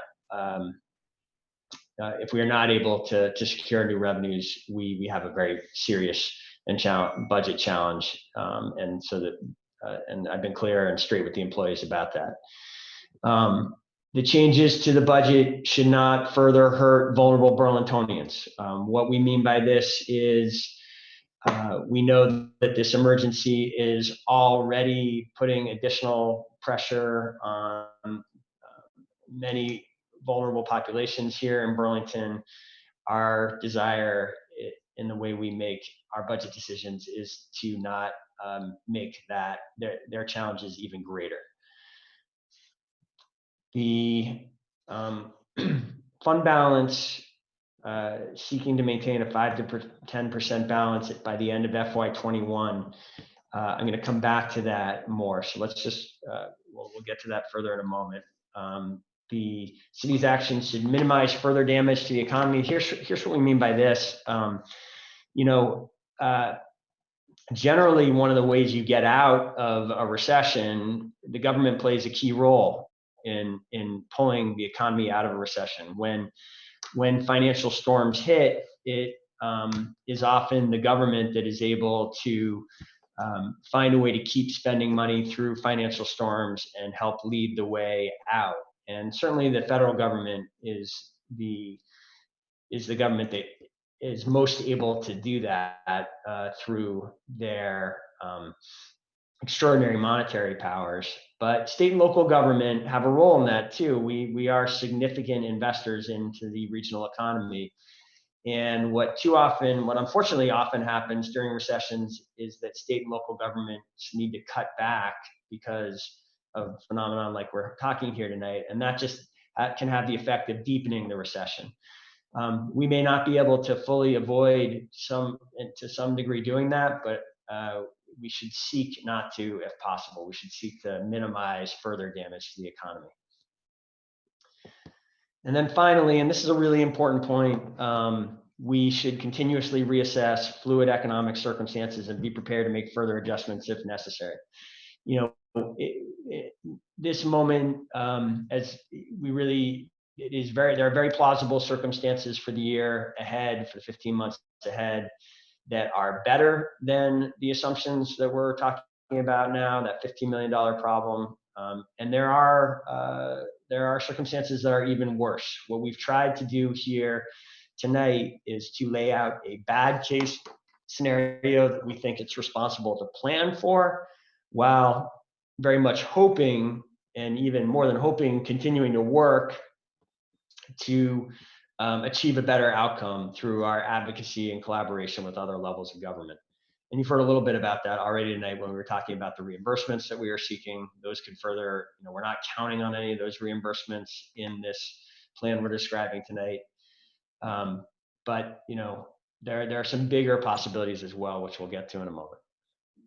So how do we address this projected deficits? There are essentially three major strategies, and let me speak some to each of them.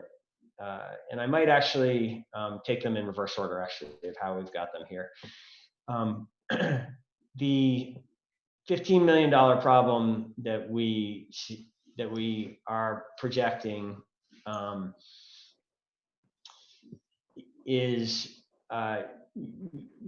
either of these three, and really all three of these different strategies, have some role in us getting through this challenge.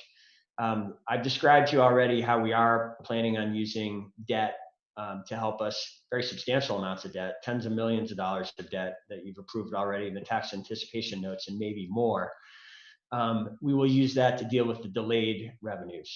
We are very reluctant, I wouldn't say we have entirely ruled this out, but we are reluctant to use deficit borrowing, if you will, to deal with this projected $15 million deficit. And the reasons for that are, there are several of them. The most compelling, from my perspective, and this is, when I say this, I think what I'm laying out for you here is really consistent with not just the way this administration has managed the city's debt, but past administrations as well. To borrow to deal with a ongoing operating deficit, a one-year operating deficit, has a negative impact on, we have very limited, especially now after the recently approved debt policy and after the major investments that we've committed to already and are already, have drawn down, have gone into debt to deal with our infrastructure. We have a limited amount of capacity still available to us. And if we already knew before this emergency that within that capacity, we were going to have real challenges continuing the kind of serious action to address our chronic underfunding of infrastructure in several key areas.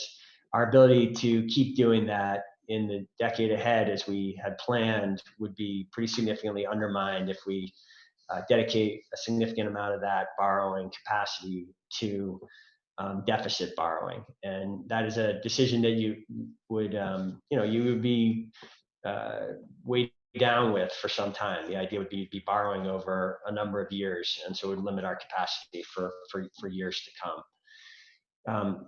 There's also a real risk that we further, through deficit borrowing, create other financial challenges for ourselves, in that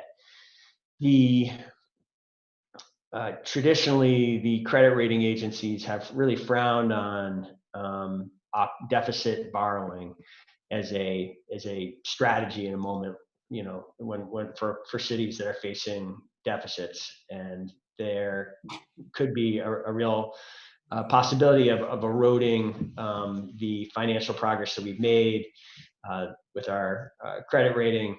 That in turn would then add to the cost of the necessary borrowing that we do need to make in the years ahead, and would further constrain, or to add to those sort of chronic challenges that we were talking about. So that's, at this point, again, just not saying that is completely off the table, but there are real downsides to employing deficit borrowing. So let's go to the other two. Cutting expenses will certainly need to be part of the $15 million challenge. We have already been doing that. We have essentially more or less put in place a hiring freeze already. We have been cutting back on all discretionary line items in the city budget, travel, training, new initiatives. All of that has more or less come to a halt in the month, a little more than a month since this emergency began. We certainly, looking ahead to FY 21, we would need to be making further expense reductions. And I may come back to that in a moment. Let me then speak to the area of really probably the greatest uncertainty and an opportunity in some sense, which is replacing revenues. There are essentially two major ways that we could replace these lost revenues. The first is something that is entirely in our control. The second, really, we don't control at all. The first is the use of our reserves that we have built up, and which are at a historically high level right now. We have nearly $13 million in reserves, which is actually well above our target reserve level. And one of the reasons, a major reason that the city builds up reserves is to have a rainy day fund. And this, from my perspective, is very much a rainy day. In fact, it's the financial storm of our lifetimes. And I do think one of the reasons we have these reserves is for moments. None of us envision something quite like this. We should definitely be looking to those reserves to help us get through this turbulence, this difficult period, with the city and the city team as intact, and without cutting, without losing these municipal services that the Burlington public has showed and told us year after year that they want. This is one of our ways to do that, and we do think we will rely on it.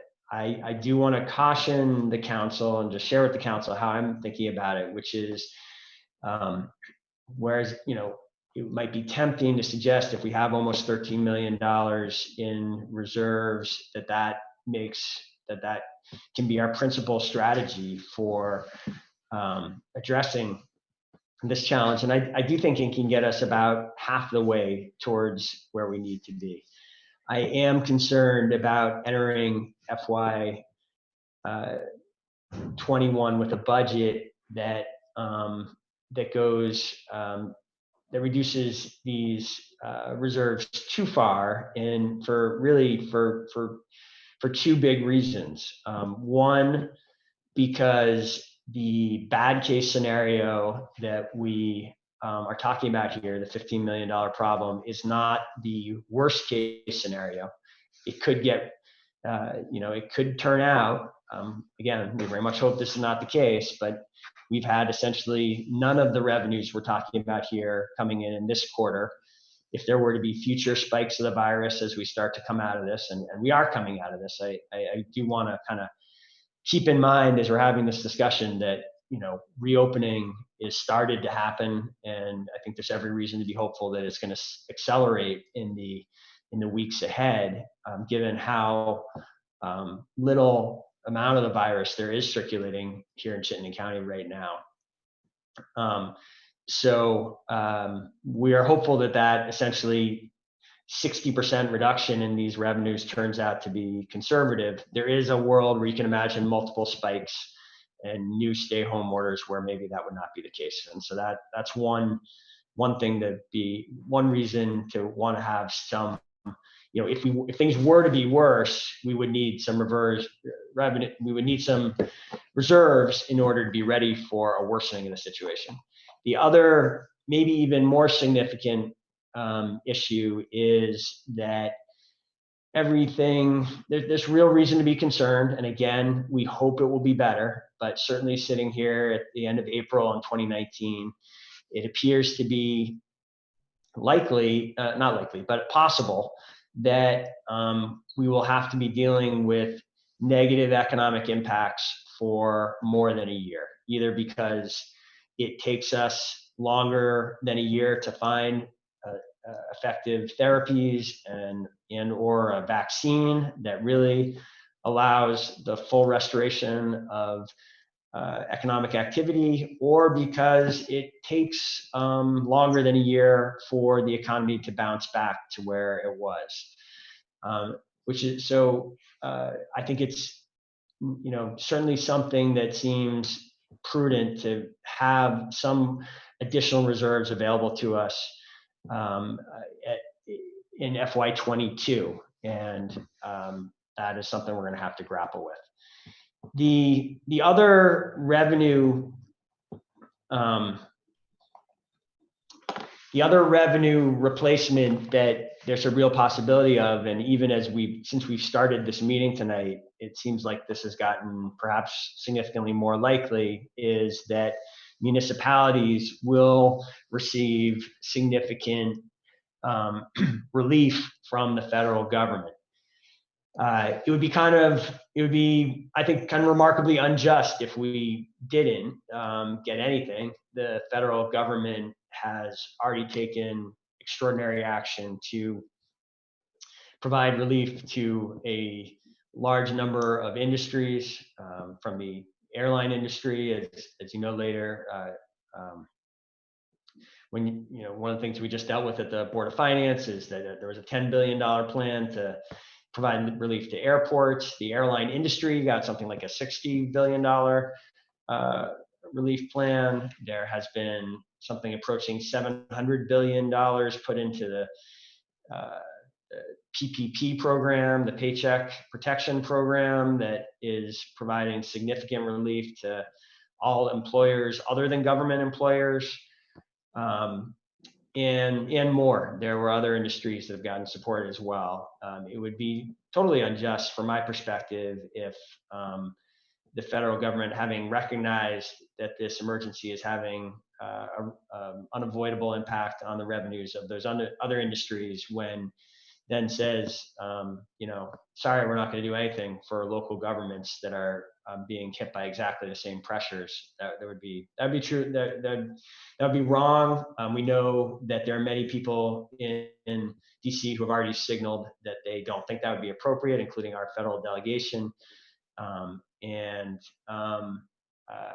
The White House also has indicated some support for relief for local governments. And then just since the meeting began tonight, even I did notice there was some notices that Mitch McConnell, the Senate Majority Leader, who had been the most significant player up until now, saying he didn't think anything more was necessary, has suggested that he might amend that position. So it is entirely possible that over the month of May, the challenging situation I just laid out for you, this $15 million problem, gets significantly better because we can depend on, as we set the budget for FY21, significant federal dollars. At this point, as we have this conversation tonight, we can't, all we know tonight is that there's about $225,000 of funding in the CARES grant that will kind of flow through to the city.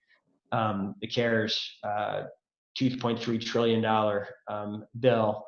That's all we can bank on right now. So as you've heard me to say before in this emergency, our basic posture is to plan for, if not the worst, at least a bad case scenario, while hoping for and working to do better. And that is what we are, what hopefully you see in this plan tonight. So all of which is to say, hopefully we can largely address this issue through those replacement of revenues strategies. And a lot of that will depend on the federal government. If we cannot entirely replace the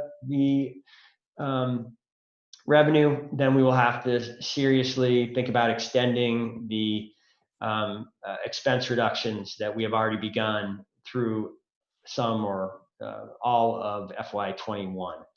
And that if we had a $7 million hole, which is about what would be left after spending our reserves down to the about the 10% level, that $7 million hole would represent still more than, even though we would have fixed about half the problem, that would still represent more than 10% of a $62 million general fund budget. And that would still present itself as a far larger financial challenge than anything that we faced for decades. So I think, President Tracy, why don't I pause there? And that's our summary. And we'd be happy to try to answer questions or address anything else the council would like us to address.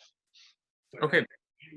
Thank you, Mr. Mayor. I see Councilor Pine, and if other councilors are interested in getting in the queue, please just give me a signal. Councilor Pine, go ahead. Thank you, Mr. President. My hope is that we actually create a really balanced approach with looking at the unassigned fund balance and reserves, looking at some spending reductions, and I actually think borrowing has to be on the table. I hope we can build consensus for some type of borrowing. And one of the ideas is during the last financial crash of 2008, mortgage lenders were asked to essentially restructure mortgages so that if you had 20 years on your mortgage, essentially add a year, forgive payments for a year, and add a year at the end of the mortgage, so that everyone's made whole, but that while we have this, essentially short-term shortfall of revenue, we don't put ourselves into the tailspin of reducing staffing and reducing expenditures so much that we starve our local government and essentially cause harm to our citizens and our workforce, but instead look at restructuring some of our debt instruments that are out there right now. And fortunately, we have Councilor Carpenter, who knows about the financial industry and how you can actually build in some of that with your bondholders and with others to restructure your notes so that you actually can take essentially a one-year break in making payment, but you're essentially adding it on to the end. And I just want to know if that is something that you've given some thought to and whether you think that's worth pursuing.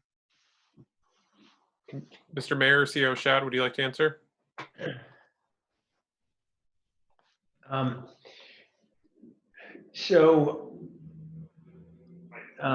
Again, I do think borrowing will play a role in navigating through this crisis, and I think what we're looking to do with respect to helping our constituents is a plan that sort of tracks what Councilor Pine just described in some ways. And again, we'll have more to say on that hopefully at our next meeting. This is why we're having the meeting tonight. Certainly, there may be some creative ways through it that we haven't fully evaluated so far, and I'd like to understand more what Councilor Pine is suggesting. I think what we're talking about here would not just be refinancing to really fully address the problem. You would have to not just refinance existing debt, you'd have to expand that debt as well. And we do feel like we are already in constrained times. We do have concern about deficit borrowing and what that does both to our credit rating and to our capacity for borrowing. But it's certainly, like I said, not something we are taking completely off the table. We do have concerns about it. Councilor Pine, you still have the floor. That was the main issue, and that we do talk about the rainy day fund, which the administration has, I think, done a fantastic job in building up from what was really practically nothing 8 years ago. So the rainy day fund is needed when there's a serious ongoing storm, and then we're in that now. So I think we should be just real clear that we built that up because the taxpayers had confidence in the way the city's finances were being managed. And in exchange for that, we now have the ability to be resilient and to respond and to ensure that we don't, retrench and cut back so much that essentially we're starving local government as a way to save it. And I think that's really important to think of it that way. So thank you. Thank you, Councilor Pine. Others? Councilor Paul, go ahead. Thank you. Yes, I'm not on mute. Just also to correct, expand on what Councilor Pine had said, we actually were not just simply building it up from nothing. We actually built it up from a negative number all the way to where we are today. And that was due to a shared responsibility on the part of everyone.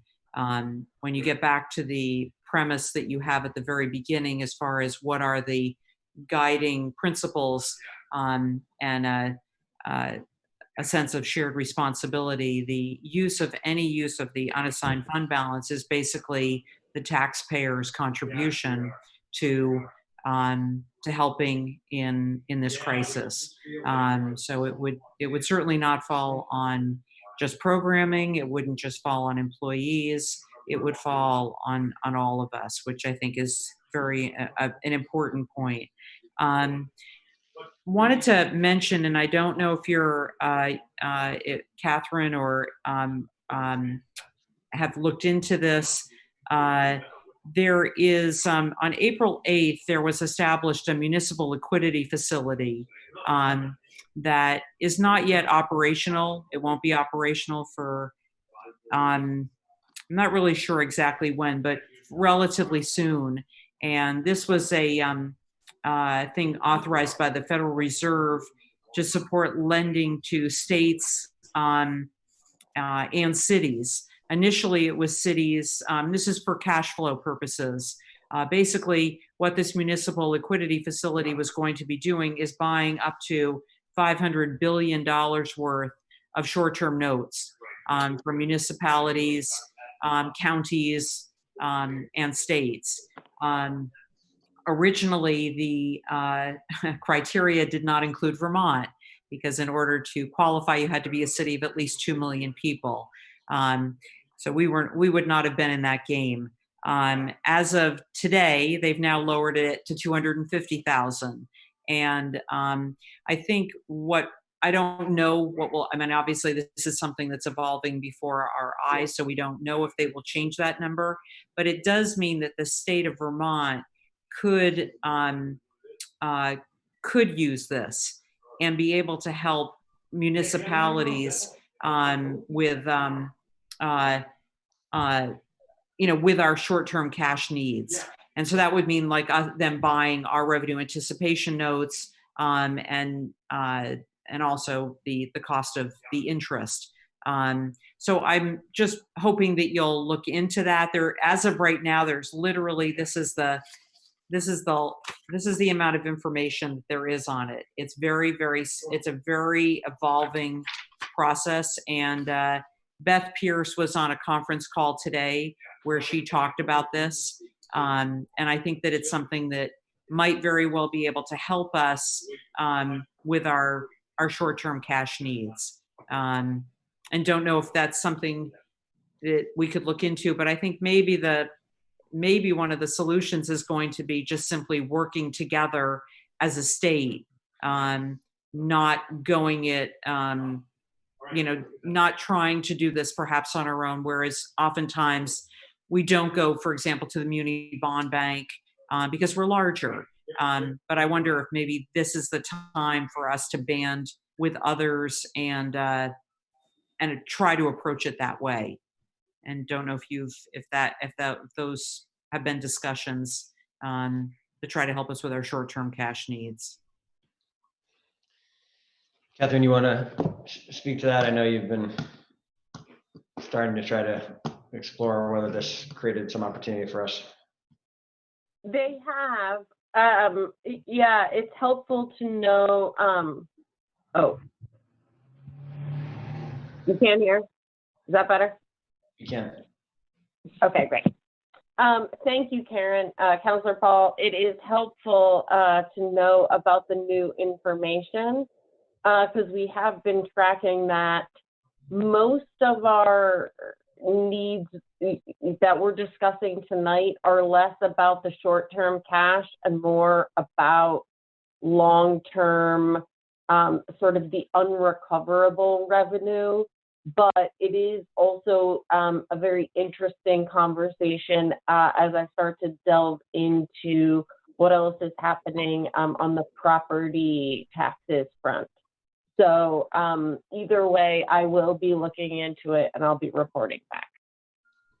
Okay, all right, thank you. I do agree with a lot of what Councilor Pine has said, that certainly unassigned fund balance is a rainy day fund. If it isn't raining now, I'm not really sure what rain is, and would support a percentage of that being used, keeping in mind that we don't know this is just too uncertain. We don't know what the future holds, and it would be, I think, not responsible for us to get too far into that before we would place ourselves in a position that would take years for us to recover from. So thank you. Thanks, President Tracy. Thank you, Councilor Pine. Just want to remind folks, if you're not speaking, to please go on mute. Are there other councilors who would like to speak? Councilor Freeman, then Councilor Jang. I just, I appreciate the comments that have been made so far. I, basically just wanted to comment around, it sounds like so far, like we're more so on the page of not going down like the austerity road, so to speak. I liked Councilor Pine, the way that you put it, that we shouldn't be starving our government in order to save it. I think that's a really good way to phrase it. I am concerned when any recessions like these happen, that we will turn towards austerity. I appreciated, the aspect that we don't have, we can only really try to influence what the federal government is going to do in terms of relief. It would be incredibly frustrating if we had to make cuts in terms of reducing our capacity. I'm looking ahead to see how this goes. I think that would be it would be really a shame. Yeah, I don't want to see us going down the road of austerity measures. So It's frustrating. I feel like austerity is always framed as the necessity. We have to make cuts. It's inevitable. When it's not necessary, just the Trump tax cuts on the state level alone last year, I think we lost where we had 200 or 300 million in uncaptured revenue. We've been seeing decreases tax cuts over the last several decades. At the federal level, the state has followed in many ways that create, there are 8 people in the world that have the same wealth as half the world's population. It's incredibly frustrating to be talking or considering having to make cuts to right now. It's just so frustrating, and I'm glad because I feel like I'm hearing that we recognize that, but I just really want to push back and really take a stand against that, because it's unreal, the kind of inequality that has just been able to permeate and then continues to impact people and impact local governments and our institutions at a time of recession and a time of great need. So I'm just, thank you. Thank you, Councillor Freeman. I had Councillor Jang next. Just want to time check, and we're coming up on 7, so just want to make sure we're aware of that, folks. If other councillors want to speak, certainly welcome to speak. Just want to keep an eye on the clock, considering that we do have the potential for executive session to follow on this. Of course, we can go into executive session, recess that, and come back if we need more time in that at the end of the meeting. But just want to, again, keep our eyes on the clock. So Councillor Jang, go ahead. And again, if other councillors would like to speak, please just give me a signal. I'm going to wait until executive session, Councillor Tracy, President Tracy. Thank you. Okay, thank you, Councillor Jang. Are there other councillors who'd like to speak?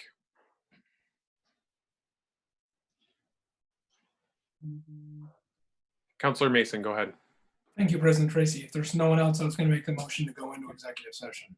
I believe that Councillor Pine was going to make a motion to go into executive session. But is there any other comment? Is there any other comments or questions for the board? I mean, for the mayor or CEO Shad. Okay. Seeing none. Maybe I can ask one very simple one. Okay. And I think the scenario that we have in front of us is a bad scenario, let's say. But I was just wondering, knowing that also the economy is starting to open up a little bit, even throughout the nation, and also knowing that also China did say the economy is coming back normally, And I was just wondering, since we have a bad scenario, why didn't we also have a challenging scenario? How things would look like if things are just challenging, but not as bad as we are predicting it. And also why even add also a worst case scenario. I wanted to see basically at least 3 scenarios in order for us to say, hey, let's choose this one, or let's focus on this scenario to move us forward. Thank you. Thank you, Councillor Jang. CEO Shad or Mr. Mayor, would you like to speak to that?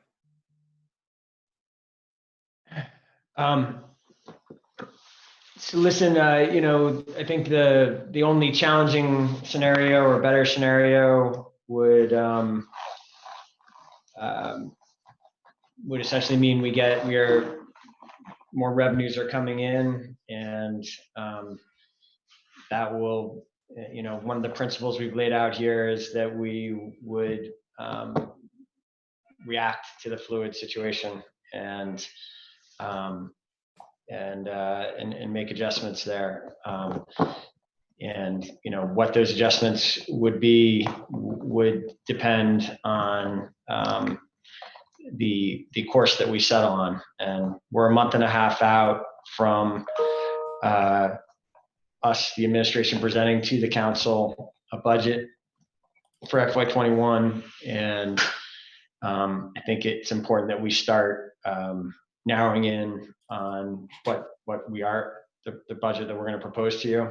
And so this is essentially what I'm saying is this challenge, this bad case scenario is right now, basically 6 weeks out from when we plan to deliver you the budget that we're planning on bringing forward, subject to new information, which is entirely possible, like the news I was just sharing about the federal government, and also subject to your feedback. So this is the well-trod path of getting to something. We're putting in front of you what we as the administration see as the best way through right now, and we're looking for your feedback tonight, and then we'll make adjustments to it. I think it's very hard to work simultaneously on multiple different scenarios. I think I've described to you what those different scenarios would be. It would be more or less revenue, and the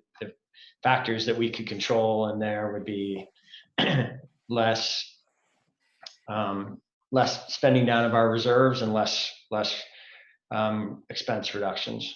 Those will be the areas that we can modify as we get different. As it turns out that this scenario is not exactly what the future holds. Okay, thank you, Mr. Mayor. Councilor Jang, you all set? Yeah, I'll wait executive session. Thank you. Okay. All right, I see Councilor Carpenter looking to be recognized. Go ahead, Councilor Carpenter. Hi, I just want to, the mayor did a great job outlining, and we just need, as incredibly frustrated as I am, like Councilor Freeman, about federal policies. As a city, we only have really 3 sources of revenue: the property tax, user fees, and local options, which are highly dependent on one industry, a lot in tourism, and government grants. We don't have a methodology for controlling income tax. That's a state and federal function. And so it's going to be incumbent on us working really closely with the state and federal government, because as a city, our revenue raising capacity is just going to be constrained, like many municipalities. And so I just wanted to make that point. Thank you, Councilor Carpenter. Other councilors? All right, seeing none, just before we go into, before we take a motion on executive session, I'm just wondering, Mr. Mayor and CEO Shad, if you might be able to just give us a little clarity on the next steps of what we might expect as a council and what the public might expect in terms of next steps in this budgeting process and handling the budget in respect to the crisis.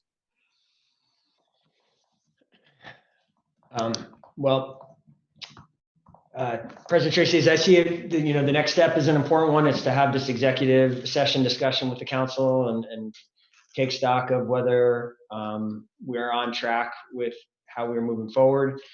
I've committed following that to be in touch with our public employee union leaders to give them indication of where we are proceeding. I think this is going to be a budget year that is the process around this budget will be very different than what we've seen. In addition to the challenge being very different, the process that we are envisioning is also going to be quite different. We are going to need to be finalizing the budget, making possibly significant changes based on how the federal picture evolves in the weeks ahead. And we are not at this point seeing it being productive to have the multiple evenings of reports largely focused on new initiatives planned for the coming year, changes to the budget for the coming year. We're not thinking it's that kind of budget. So the process I see from here is coming back. I think the next big budget piece of work with the council will be this related to our constituents, this property tax plan in mid-May. And I think we'll be assessing what the federal news means, and we will see probably middle of May. You could expect us to have made some progress. Probably the second council meeting in May, we have a significant update following up on the actions of tonight. Excellent. Thank you very much, Mr. Mayor. Councillor Pine, go ahead if you have a motion you'd like to offer. Sure. And before I make this motion, I just want to say that the 12 counselors plus the administration is joined by about 40 citizens who are participating in this Zoom meeting. And whenever we go into executive session, we have to always, of course, balance the desire to have a full public discourse around these issues with the city's need to respect existing collective bargaining agreements with our employees, and respect those employees and the dignity that we want them to have in their jobs. And so this discussion is specifically on the issues that involve the financial impacts of COVID-19 on the city's, potentially on the city's employees perhaps. And that's why I think it's very important that we narrow our discussion in the executive session. So I move that the council find the necessity to go into executive session to discuss financial matters that may impact labor relations, because premature disclosure of the city's position could place the city at a substantial disadvantage. Councillor Pine has made a motion on a finding. Is there a second? I see a second from Councillor Mason. Any discussion?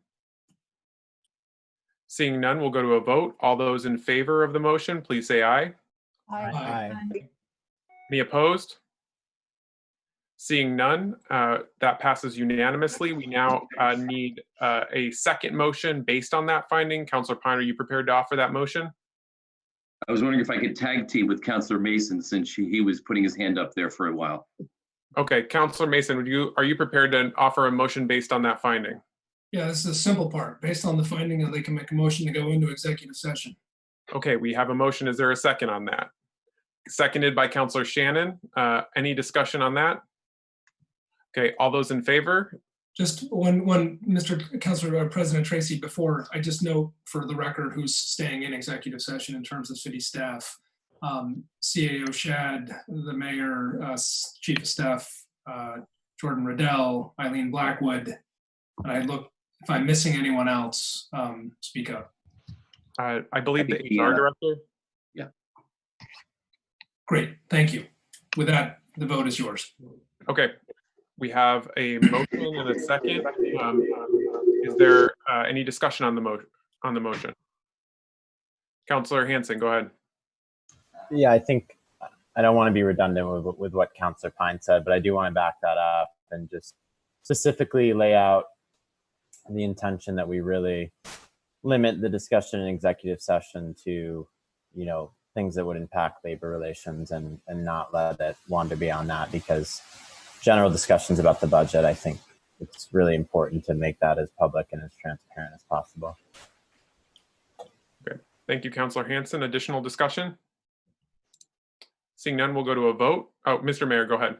I'm just going to clarify, I'm planning on Olivia Lavecchia from the mayor's office will also be in the session. Okay, thank you for that. Okay, all those in favor? Aye. Aye. Aye. Aye. Any opposed? Okay, seeing none, we will go into executive session.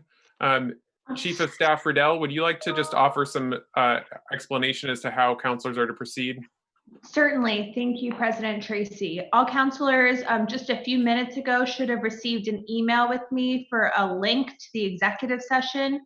You'll have to leave this meeting in order to join the executive session. However, members of the public will be able to still join this meeting and just kind of be in a waiting room until we come out of executive session. So counselors need to leave and join the new meeting link, and members of the public can stay as part of this meeting, and we'll be back as soon as the executive session is finished. Thank you for that clarification. Appreciate it. Just want to, again, time check for folks. It's 7:12 now. So we do have public forum is usually is going to be at 7:30. Again, if we need to come back for additional discussion on this, we can go back into executive session at the end of the meeting, but just want to keep us aware of that. Okay, so let's get over to the other link. Look in your inboxes for that link. Thank you.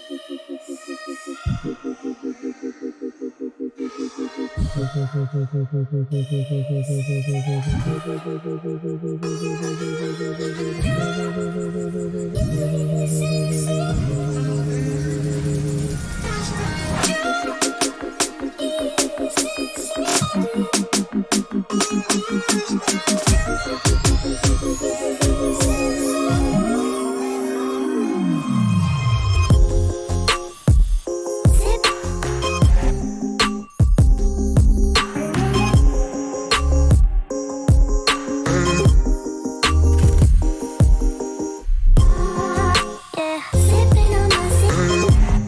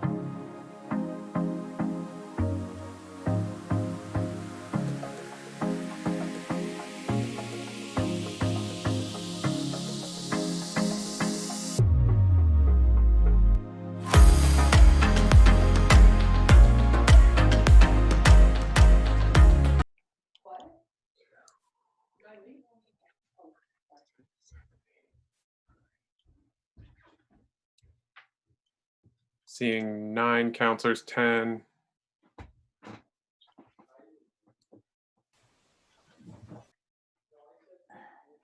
I think we have everybody.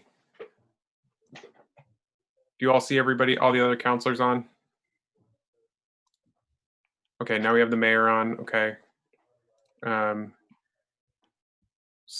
we need to have the CAO on as well. Okay, CAO, okay, great. All right, I think, oh yeah, city attorney, we need to have the city attorneys on, okay. Believe that we have everybody on. So let's move into the public forum item. Just want to let folks know that if they are interested in participating in the public forum, you may do so by sending an email to publicforum@burlingtonvt.gov. That's public forum, one word, at burlingtonvt.gov. So, and I'll give that reminder a couple times during public forum. Chief of Staff Riddell will be calling the names for the, or actually, I'm sorry, the city clerk Bobby will be calling the names for public forum. So if you want to get started with that, please call the first member of the public forum. Yeah, our first member tonight is going to be Martha Lang. Martha, I will enable you to speak. And we'll see a clock on the front, and the city clerk will start the clock as soon as you start speaking. Go ahead, Martha. Martha, it looks like you are still on mute if you're able to unmute yourself. Is that good? Yep, Yeah. we can hear you. Actually, I spoke this afternoon at the Board of Finance regarding my opinion on the Burlington High School renovation. So I think I've had a chance to share with the politicians my position, but thank you very much. Wonderful. Thank you, Dr. Lang. Appreciate that. Our next speaker will be Charlie Messing. Charlie, you should be able to speak now. Hello? Yep, we can hear you, Charlie. Go ahead. Hot dog. Hello, everybody. Your faces, this is incredible. It's probably just as strange to you. Okay, 3 minutes, right. Handling the crisis, as far as I know, we're doing well handling the crisis. It seems, I mean, there's some people on the street who are obviously jerks, and this hasn't changed them any. They're still jerks, and they don't care. And once in a while, you have to yell 6 feet to people because they're too close to you. And well, anyway, it should be very interesting to see how we handle a reopening. Nobody really knows about the reopening yet, I guess, and it'd be nice if we find out something soon. I just read a book about the 1919 flu, and there were 3 waves. It got better, it got worse, it got better, it got worse, it got better. So who knows? I hope we'll do better. Okay, we've had an attack of graffiti. Perhaps we can't do anything about it, but I'd love it if we could have some cameras out there on the most victimized spots and that have had to get painted over and over. Okay, there you go. It'd be good if we had some way to, or talking to the skateboarders and saying, do you know anybody who, and since it might be them, it might work, and they might know the people, who knows? But I think it'd be great if we could discourage those few people who are getting so prolific. Okay, the next one is the F-35. Well, Jimmy Lee's says everything better than I do, but the F-35 should stop because they're using a lot of money and resources that if they have them, they could use them for the virus epidemic. I'm sure you've heard this before. Well, let me see. I'm now on Jordan's screen so I can look at the time. Oh, I'm counting down from the last 30 seconds. This is something. Brian, it's nice to see you. Harry, Ali, Amy, Franklin, Moreau, Mr. Mayor, Jack, Sarah, Max, Zoraya, Karen, Jane, and Chip. Thank you so much, and good luck to everyone. Thank you, Charlie. Move on to the next speaker. So the last person who has signed up for tonight is Dale Tillotson. Dale, you should be able to speak now. Yes, good evening. I'd like to give a big shout out tonight for Amy Bovey for facilitating this over the web public forum speaking. It's made things a little difficult, but she's done a fine job in bringing it forward. Just a couple comments I would like to make are on the budget. We're obviously looking at a very, very stressful time as far as the budget goes. I plead for no cuts in public safety, no cuts in the Burlington Police Department, no cuts in the Burlington Fire Department. 4 obvious situations, 4 shootings over the last 2 weeks since your last city council meeting probably lead credence to that. The Moran plant, the Memorial Auditorium, City Place, that big hole in the ground, I guess they're just going to have to wait. It's a very difficult time, and it's sad because it's probably going to mean the demise of Memorial Auditorium. And as far as I'm concerned, the Moran should have been blown up many years ago. And we also have to consider reappraisal in that. How's that going to affect our tax base during a very crucial time? And in closing, I hope the City Council continues now to spend their time on the very important issues of the budget, public safety, and everything else, and does not let themselves get bogged down like they did 2 weeks ago with a vote on the F-35s, which the City Council has no control over and was just a total waste of time. And I hope that does not set a precedent for the City Council to act in that manner, as they did that in their first act. That was not a good act for their first act to begin. I'll conclude tonight by saying thank you to everyone.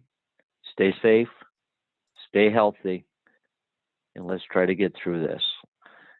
And please, please honor your retail workers. They're out there, they're getting beat up. Thank you.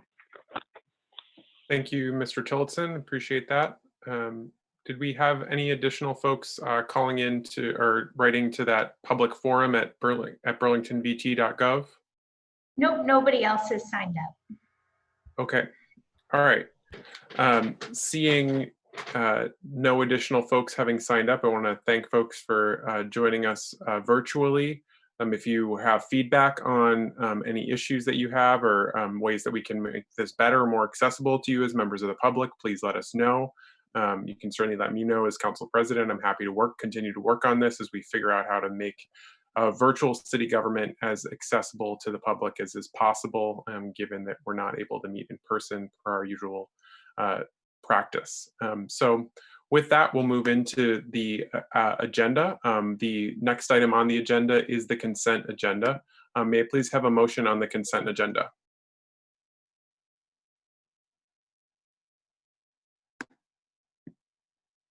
Councilor Pine? I move to approve the consent agenda and take the actions noted. Thank you, Councilor Pine. Is there a second to that? Seconded by Councilor Hanson. Are there any discussion on this? Seeing none, all those in favor, say aye. Aye. Aye. Any opposed? This passes unanimously. Thank you very much. We'll then move on to our deliberative agenda with item 5.01, which is a communication from Gene Richards, Director of the Airport, Director of Aviation, I'm sorry, with a grant acceptance request. I'll turn it over to you, Director Richards. Good evening. In front of you, you have a grant from the FAA. It's part of the monies that have been sent around to other airports. We were fortunate enough to receive $8.7 million from the FAA, which was much more than we anticipated. We're very grateful, for the 8.7. The money will be used for salaries, for overhead, and utilities, and some debt. Any questions other than what we've written up as well? Thank you, Director Richards. Is there any additional commentary? I see Councilor Paul. Go ahead, Councilor Paul. Actually, no, that's, I'm sorry. I sort of got ahead of myself. It seemed as though it was quiet. I would have been happy to make a motion. Okay, are there any questions on what has been shared by Director Richards? Yeah, go ahead, Councilor Hanson, then I see you, Councilor Paulino, afterwards. So it's not a question, it's my thoughts on it. Should I wait until No, go ahead. the motion? Okay. Go ahead. So yeah, this follows a bit in the theme. We had a couple of airport items last week that we were discussing. And I was able to connect with Director Richards about this, and we had a great conversation. And I think what we talked about, just to summarize, and it was really meaningful to me, is just finding ways to continue to be innovative at the airport, and particularly during this time where this grant money will be coming in, to be able to retain at least 90% of the employees at the airport. But during a time when the airport is much less busy in terms of their operations than they normally would be, the opportunity to use these personnel resources and have folks continue to plan and innovate around sustainability initiatives at the airport. So I was happy to hear, a commitment around that, and even some already ongoing actions that they're taking with electric efficiency and so forth. So just wanted to share that. I think it's good to hear, and I think it's important that we're not only keeping folks employed, but also using resources thoughtfully at the airport right now. And as I've laid out before, I do think that air travel is a really harmful and unsustainable activity. And so we'll continue to kind of make that clear and continue to work on innovation around the airport, how we can mitigate the impact. But in this particular situation, I think this is a positive and kind of moving in the right direction. Okay, I see Councilor Freeman, but I had Councilor Paulino ahead of that. Go ahead, Councilor Paulino. I just have a question and a quick comment. The question would be for Deputy Director Longo as a follow-up from his previous presentation. But first, I think it's worth commenting and noting how wonderful this is. I think that it's pretty amazing to have a meeting where the airport's asking for $11 million to cover expenses, and to come back at the next meeting with a grant for $8.7 million. So I think that's the beauty of city government, and I hope that we can have this same kind of result for our own Burlington budget come May, and when Congress meets, and hopefully we can get a package similarly appropriate. So to that end, my question for Deputy Longo is, you had talked about the 11 million and you're not going to use it unless you need it. How does this grant impact your access, or Director Richards, if you want to chime in on this as well? Director Richards or Deputy Director Longo, do you have, are you able to answer the question? Yeah, go ahead, Nick. Sure. So the way I've been describing the two different sets of funding sources, are in alignment with recoverable and unrecoverable revenue. Of course, the revenue anticipation note that we talked about at our last meeting is really about the recoverable. What payments, what airline payments have been deferred to future months and then eventually recoverable. This grant in particular is about the unrecoverable, the parking garage revenues that we're never going to see again because of the severe reduction in air travel, the airline landing fees that are not going to be recoverable.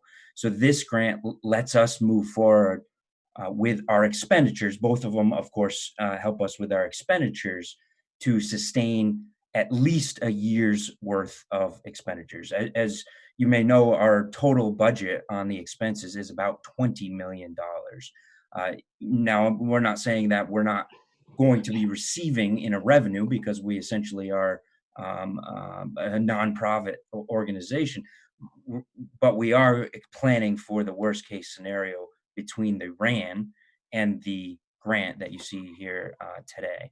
So between the two of those sources of funding, we'll be able to move forward on a long-term sustainable growth of the airport. And if you don't mind, I'd like to add, this really is everything what Nick said it was, but it's basically a catcher, in case we run into any issues. We do not want to go back to the city. We're trying to run our enterprise zone the way it needs to be run. We're trying to plan for the very, very worst case. We hope we don't run into that, but as you all know, nobody has a crystal ball what the future looks like. But to be in a safe position so that we can run the airport the way that it needs to be run and take care of the needs of the region, that is the real reason for that. And as well as everything else that Nick said, there's just a lot of pieces to this puzzle, and it's better to be safe. Thank you for those answers. Councilor Paulino, you still have the floor. That's it. Thank you, President Tracy.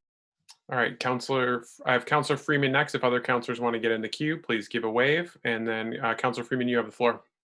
Thank you, President Tracy. This is also more of a comment than a question, but we have seen, as stated in the memo, 90% reduction in flights, which has shown an incredible reduction in pollution. I'm concerned at this time that we continue to follow the pattern of sort of, I don't know if bailing out maybe is the right term, bailing out suddenly unprofitable industries like the air travel industry, which we know is just not particularly sustainable.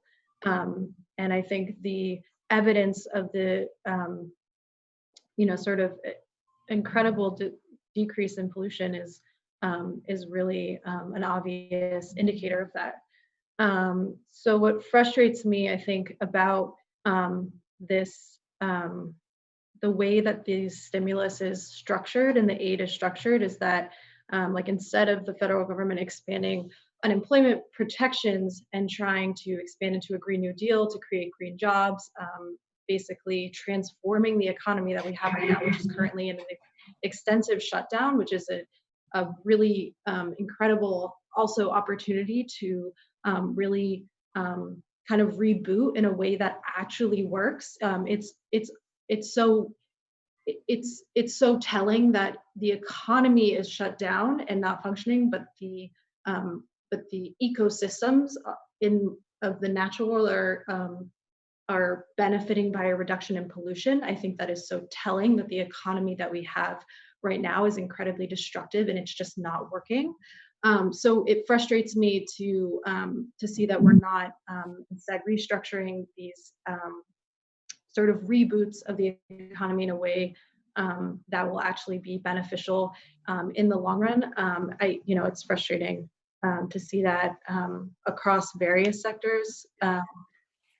I'm worried that after we reopen and I've seen articles to indicate this, that there will be like sort of this boomerang effect where people will bounce back and like air travel will just like explode because people are looking to get back into consuming, and there's going to be this huge push to get back to a consumer-based economy. And yeah, I have concerns about how this is, and I know that we don't have, sorry, hold on, let me just mute myself 1 second.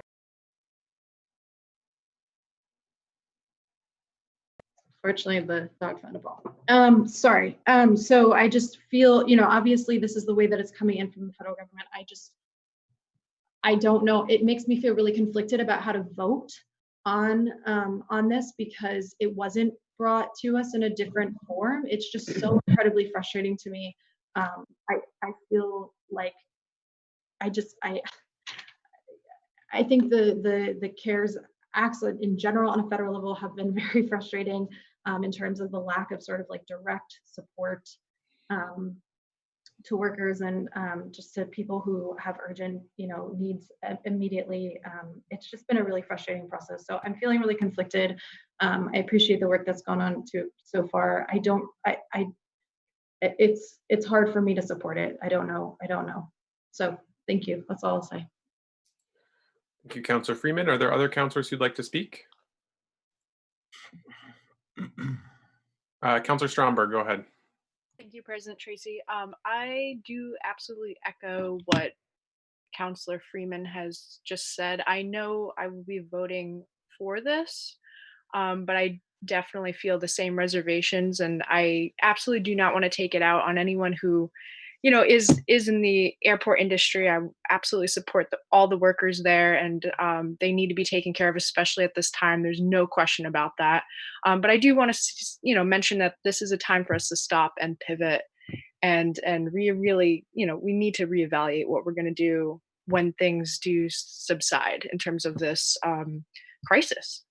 So I would like to keep the conversation going and connect with you more, Jean, and you know, everyone who is involved with this community regarding the airport, because, you know, in certain cases, air traffic and air travel in general is necessary, whether it's medical or what have you. But yeah, I'm concerned just as much as you, Councilor Freeman, with, you know, there's going to be a boom. I mean, I know it even in my own social groups. People are like, "Oh, I can't wait to go on vacation. I can't wait to get on a plane again." And that's scary because we don't want to undo this unfortunate progress in terms of the planet.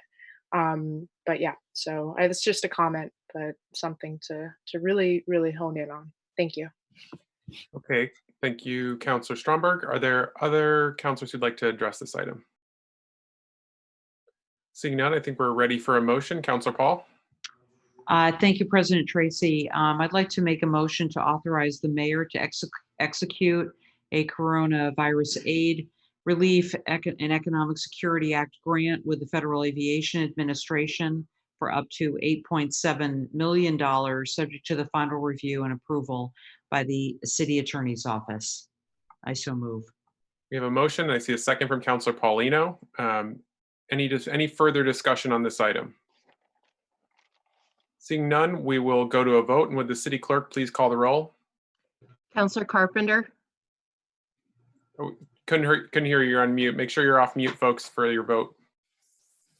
Councilor Carpenter, Aye. Councilor Jang, Aye. Councilor Freeman, No. Councilor Hanson, Yes. Councilor Hightower, Yes. Councilor Mason, Yes. Councilor Paul, Yes. Councilor Paulino, Yes. Councilor Pine, Yes. Councilor Shannon, Yes. Councilor Stromberg, Yes. City Council President Tracy. Yes. 11 ayes, 1 nay. Thank you. That passes by an 11-1. That brings us on to our next item, which is a resolution amending Appendix B, Rules and Regulations of the City Council, to add a standing climate emergency item to every agenda. Councilor Hanson, would you like to offer a motion?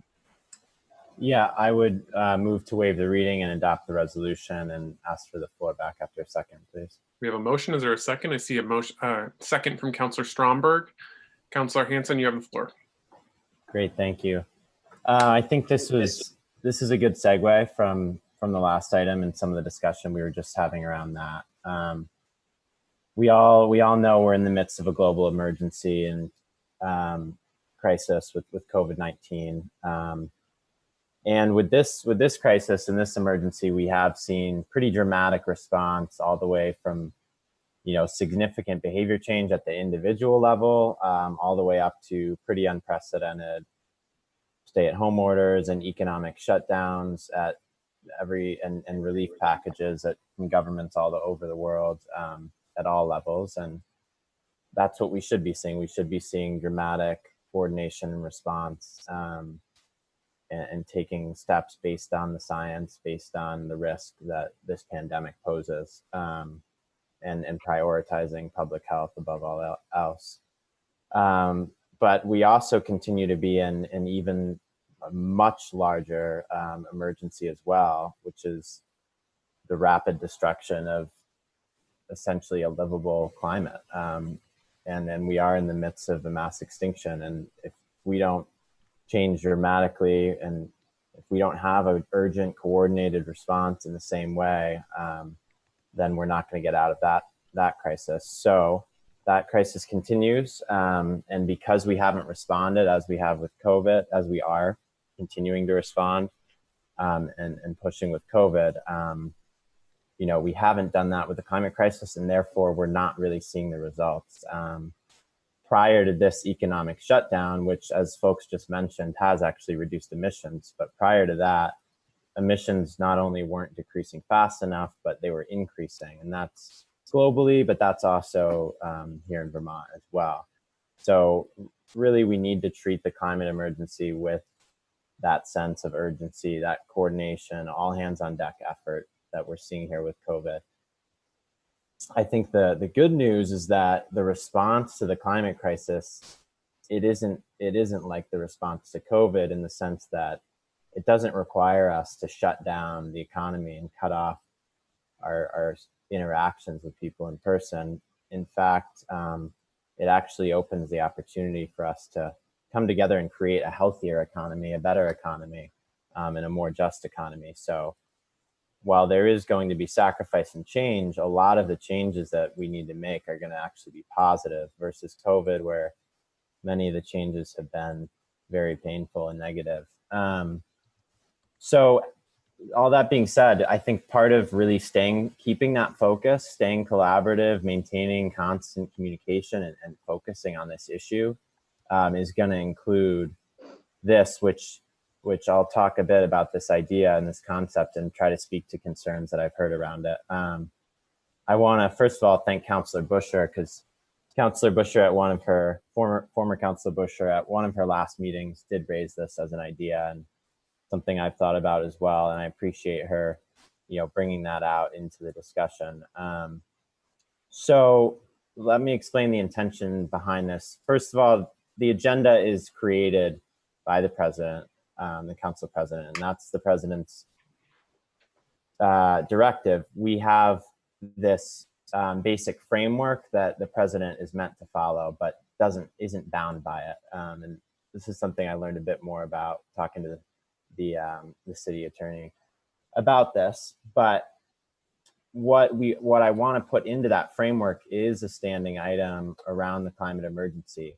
This isn't a mandate for any city staff or the administration to need to present anything. I want to be very clear about that. We're not attempting to require anyone to do anything. What this is about is opening opportunity for that discussion and for that collaboration. So it's creating a space that councilors, first and foremost, city councilors, can bring up concerns, ideas, questions they have. They can talk about work that's ongoing. They can pitch ideas and really initiate conversation around the climate emergency and our response to it.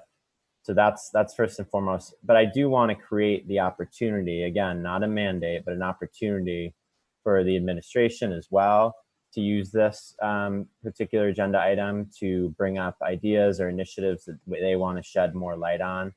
So for example, with Burlington Electric Department, if you pay attention to what's going on over at Burlington Electric Department, it's pretty constant that they're innovating.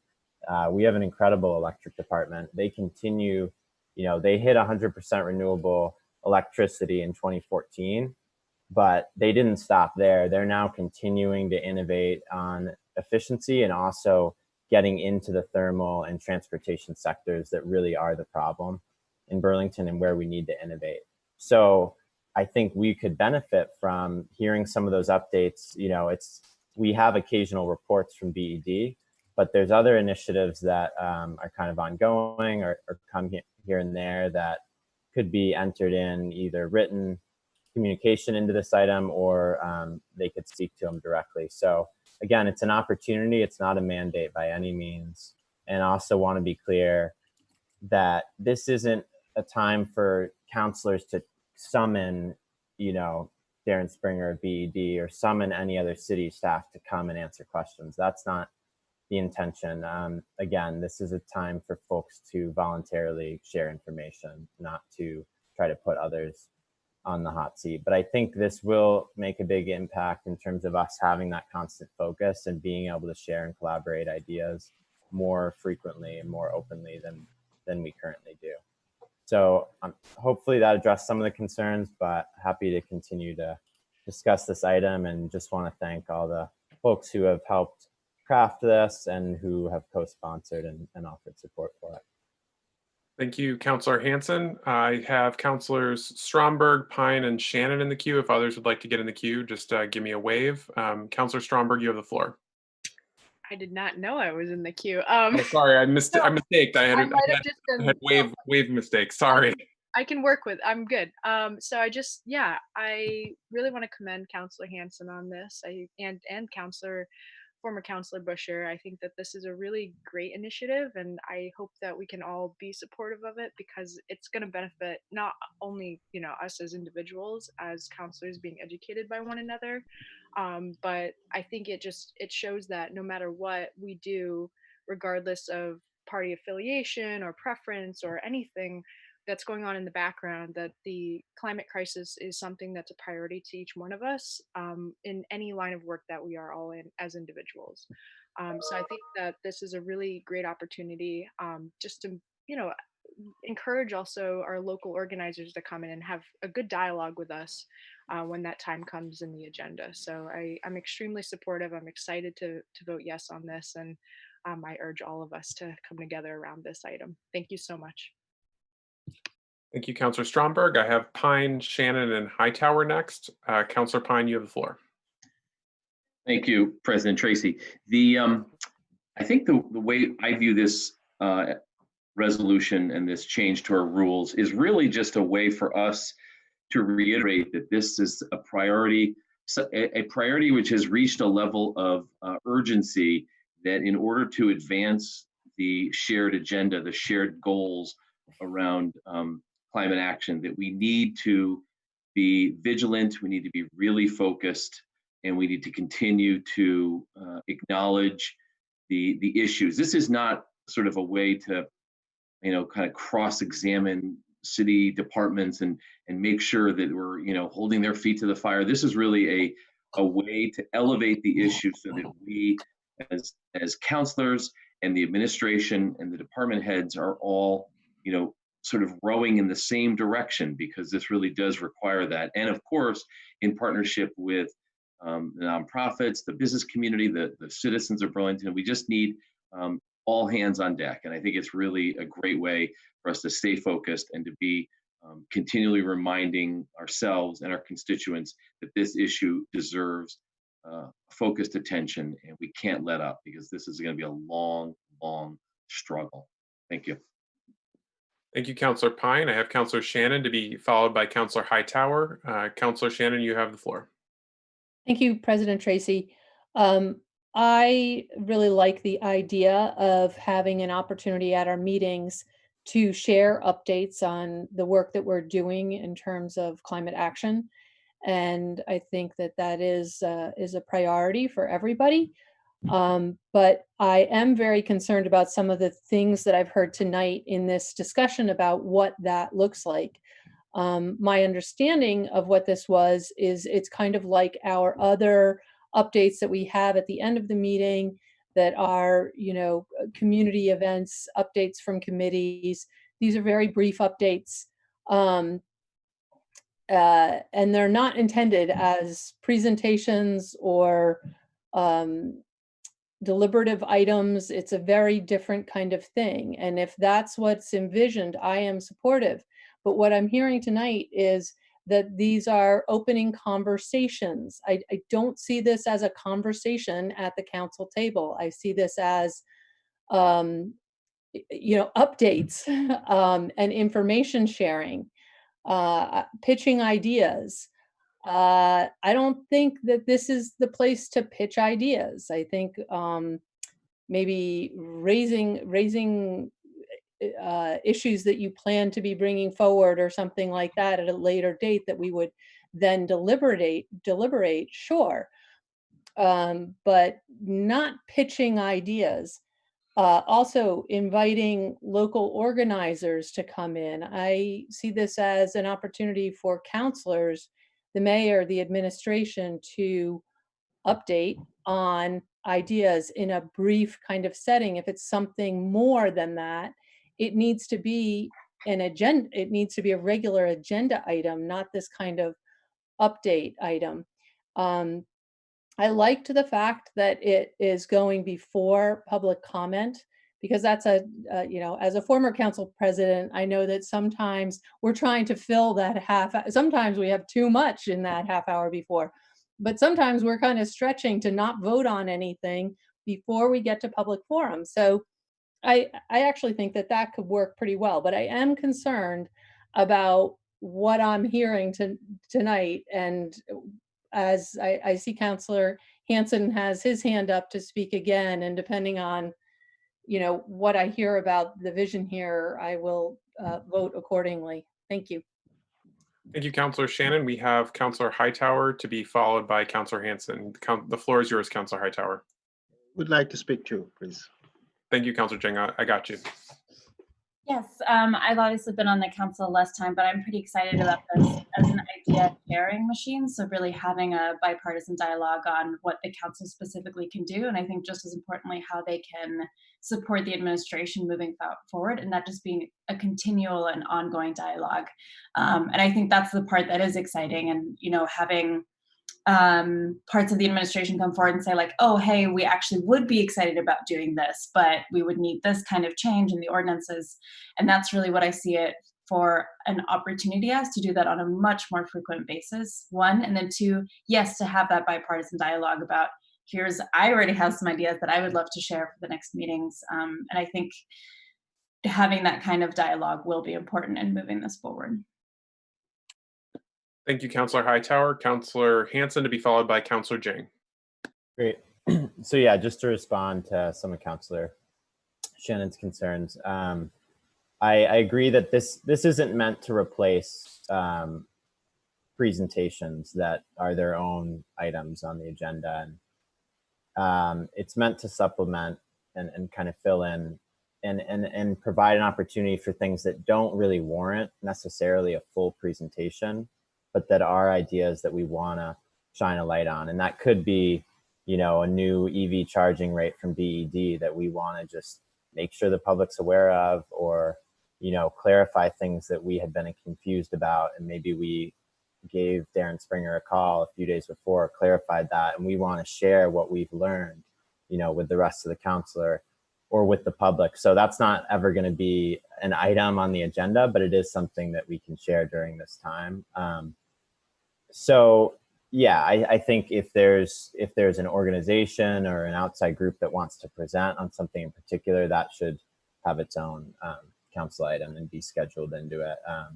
So I don't see this as that. And then in terms of the discussion, I think it's more about raising a discussion. It's not about fleshing out that full discussion in a moment. So I might raise the fact that, I am working behind the scenes to continue to advance Councillor Busher's idea of, requiring no natural gas hookups in new construction or something like that. I continue to work on that. I got on the phone with someone from, this isn't real, but this could be an update. I got on the phone with someone from Berkeley, California, where they passed this ordinance, and I learned XYZ. I could say that. Again, that's something that doesn't have space to necessarily get out, but I think it's helpful to get it out there because maybe another councillor is interested in collaborating on that or is already working on that, and we can share ideas. I think it's meant to facilitate those types of things. It's not meant to, when I say that, we now have 6 people respond about that in the moment. It's more, I throw that out there, people take a note and can follow up with me offline. So it's not meant to last all night and have back and forth and things like that. It's more an opportunity to initiate conversations that will then continue to happen in between meetings and offline. Thank you, Councillor Hanson. Councillor Jang. Councillor Shannon, I got you next. Councillor Jang, I believe you're on mute. Yeah, thank you, President Tracy and Jack Hanson. Thank you also, Councillor Hanson, for bringing this resolution forward. And I think I have also been in communication with Mr. Hanson, at least to express that this is a little bit quantitative. It's a lot. It's a lot to talk about climate emergency every single city council meeting. I would rather see something that is qualitative, an update that is really qualitative, and at least make sure that we do it at least once a month. The first meeting of every month, we have qualitative updates around climate emergency. And I think what I'm concerned is just about the city staff. For example, why should we have all the time Darren Sprinkler or another staff to be there at night, to wait all night to just talk about one item? I think gathering them and making sure that we will have it at the first meeting of every month, I mean, it is ideal for me, right? I'm just concerned about having this to be ongoing. And in one point, I am fearful that it will die down. There won't be any much of an interest anymore, right? So I just wanted to point that out, and thank you again. Thank you, Councillor Jang. Councillor Shannon, to be followed by Councillor Hanson. Thank you, President Tracy. I saw Councillor Hanson's hand go up when Councillor Jang raised the same issue I had raised with Councillor Hanson earlier today, which was about having staff potentially staying all night to report on this item. And Councillor Hanson pointed me to the other item that's actually on our agenda that shows this actually would go before public forum. It wouldn't be late at night. At the same time, I think that it's great to provide an opportunity for staff to come if there's something that they want to quickly update us on, but I don't think it should at all feel like a requirement that staff is expected to report on this at every meeting. I was also assured by Councillor Hanson that this doesn't necessarily have to be on every meeting agenda. It would be up to the discretion of the council president. And we might have, like, for example, if we have a packed agenda, that might be a night that you choose to take that item off because the agenda is too much. And that if there was actually a climate update planned on the agenda, that this item wouldn't be on that agenda. So I did want to note that that was something Councillor Hanson did assure me, was that it is at the discretion of the council president. And also, to be clear, and if I am wrong about this, I know Councillor Hanson is next in the queue. This is it's not a deliberative agenda item. It is not for council conversation. It is not for council back and forth. It's not for somebody to raise an idea and in that moment another councillor respond to that idea. It's more that, and please, Councillor Hanson, correct me if I'm wrong, but it's for a councillor to raise an idea so that if another councillor is working on something similar, you can collaborate you can collaborate on that outside of the council meeting, not on the council floor, because I think this is really important, but we also have a lot of other business we need to get to in our meetings. And so I think it's also important not to derail the rest of the meeting with this agenda item that's going to be up front. So I'll listen again to Councillor Hanson. Thank you. Okay, thank you, Councillor Shannon. I know we have Councillor Hanson in the queue. Just want to make sure, Councillor Hanson having spoken twice already, I just want to make sure, are there any other folks who want to get in who have not yet spoken? Okay, seeing none, please proceed, Councillor Hanson. Great. So yeah, I think a lot of this is going to fall on you, President Tracy, to make sure that this space is productive. And it's good that we are talking about kind of what we envision for this. This is meant to bring us together and help us share ideas. It's not really meant to be a forum for us to have debates. So, and it's also, again, I want to just reiterate, there's absolutely no requirement here for city staff to present. And I don't want, my intention when I wrote this resolution, I don't want people to try to summon staff members up to this. I don't think it's fair to just on a whim, summon Darren up to answer questions that he wasn't prepared for. That's not the idea behind this. It's an opportunity, again, if staff do have a small update they want to share that, again, doesn't rise to the level of a presentation, just a smaller update, they can feel free to, request that and reach out, or they can put in writing, they can just submit this to the council president to include, and councilors can, when they see that go into the agenda, can learn more, or a councilor can speak to it. So it's an opportunity for them to do that, but it's not a requirement by any means. And I don't want it to be used that way. And then, yeah, I mean, again, it's the council president's discretion too. So for example, if BED is doing a 20-minute presentation on our progress on net zero, and there's going to be inherently with that, we're going to ask questions, there's going to be back and forth discussion.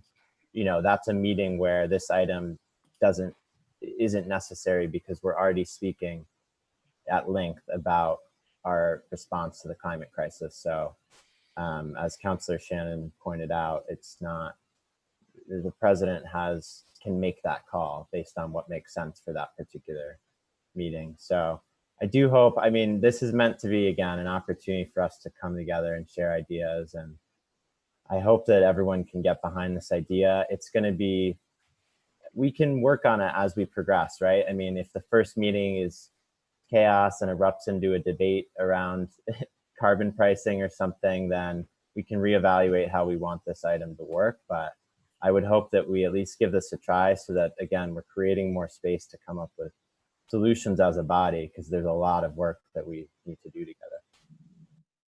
Thank you, Councillor Hanson. Any other councillors like to speak on this item? Councillor Shannon, go ahead.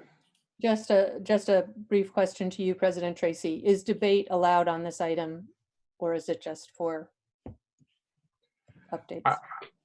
I'm really going to try and avoid debate on the item. I think that that's, as I understand it, I'd like for it to be, if we want to have debate on a particular solution or a particular policy, I'd look to councilors to be bringing specific resolutions on that. Like you said, to be having the debate on the resolution.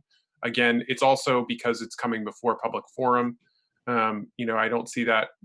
So it's called the deliberative agenda for a reason. So I would look to us to be bringing that, again, just hoping to have us address and bring ideas and things.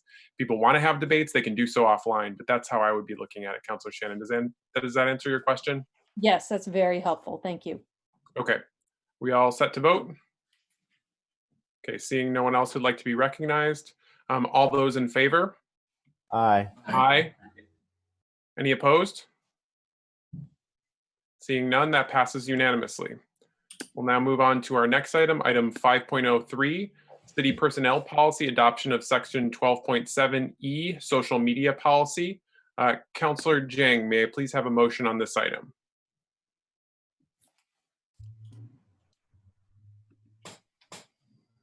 Councillor Jang? Yes, Councillor Tracy. I would like to make a motion for the personal use of social media policy to be adopted and accepted by the City Council tonight, and have the floor back. Okay, we have a motion. Is there a second? Seconded by Councillor Pine. Councillor Jing, you have the floor back. Yeah, thank you so much. So as we all recall, there was some social media issues in the past, and the use of social media, and I think some community members felt that they were harassed, that they were undermined by those actions. And then, it raised a lot of concerns for the community as well. And I think we have been very, very fortunate to have a city department head called Dina Poluba, Director of HR, who has been doing an incredible job since she joined the city to update, to revise, and also update the social media policy for the city personnel. She has done a great job in collaboration, not only with the mayor of Burlington, and also with all the department heads, as well as the unions, and in bringing this resolution forward. So now we do have a wonderful, a great, and very thorough written personal social media that talks not only about the personal only, but also about department heads, because department heads are often responsible for communicating the position of the city and carry higher standards to prevent the city in a way no one can do. Also, it talks about the violation of of such policy and what are those consequences. And most importantly, the definition of what social media is in this rapid expanding world of electronic communication that we are all experiencing. I think this is a well-written policy that many people have been waiting for, and now it is in front of us to also approve and to also adopt. But also want to thank the members of the HR committee, Mr. Councillor Pine and also Councillor Freeman, who not only one time, two times, and three times, we all revised it over and over again until it was well done. Now, this doesn't mean that it is done. It is signed off, it is done. Social media, it changes. What is good today might not be tomorrow. But I think this is a great opportunity, opening the door for working together, for protecting the city employees, and also making sure that the community have the trust of the people that do great work for them. Thank you so much. That's all I wanted to add to it. Thank you. You're on mute. Thank you, Councillor Jung. HR Director Poluba, do you have anything else you'd like to add about the policy? No, other than just to say that, make a comment that this policy had an enormous amount of feedback. There was, really robust debate between Councillor Jang, Councillor Pine, Councillor Friedman on the HR committee. We had a really active participation by the unions and by the mayor's office as well. And I think that I think we ended up with a really good, solid policy, as Councillor Jang had mentioned. And I just encourage you to consider approving this. Thank you very much. I have Councillor Hightower next. If anyone else would like to speak, just give a wave. Councillor Hightower, go ahead. Yes, so I am very appreciative of the, I'm sure, tremendous amount of work it took and the amount of collaboration that it took to get this policy written. I also first want to recognize Councillor Dang's point that that social media is a kind of living organism and that this policy would have to be updated regularly. At the same time, I also think that in just reading through it, and I know that this happens as collaboration happens, but I feel like there's a few places where it could be much, much stronger in terms of saying some clear no's. I think especially just looking at the second page of the actual policy, the first bullet, that you can't misrepresent yourself to any member of the public while like with the intention to influence. It just seems very limited when really, I just think you shouldn't be able to misrepresent yourself, period. And so it seems a little bit too narrow to me. I understand that making any changes to this would require a tremendous amount of re-collaboration. And I think that as it stands, it is good, like it is definitely good enough. And I definitely plan on voting yes on it.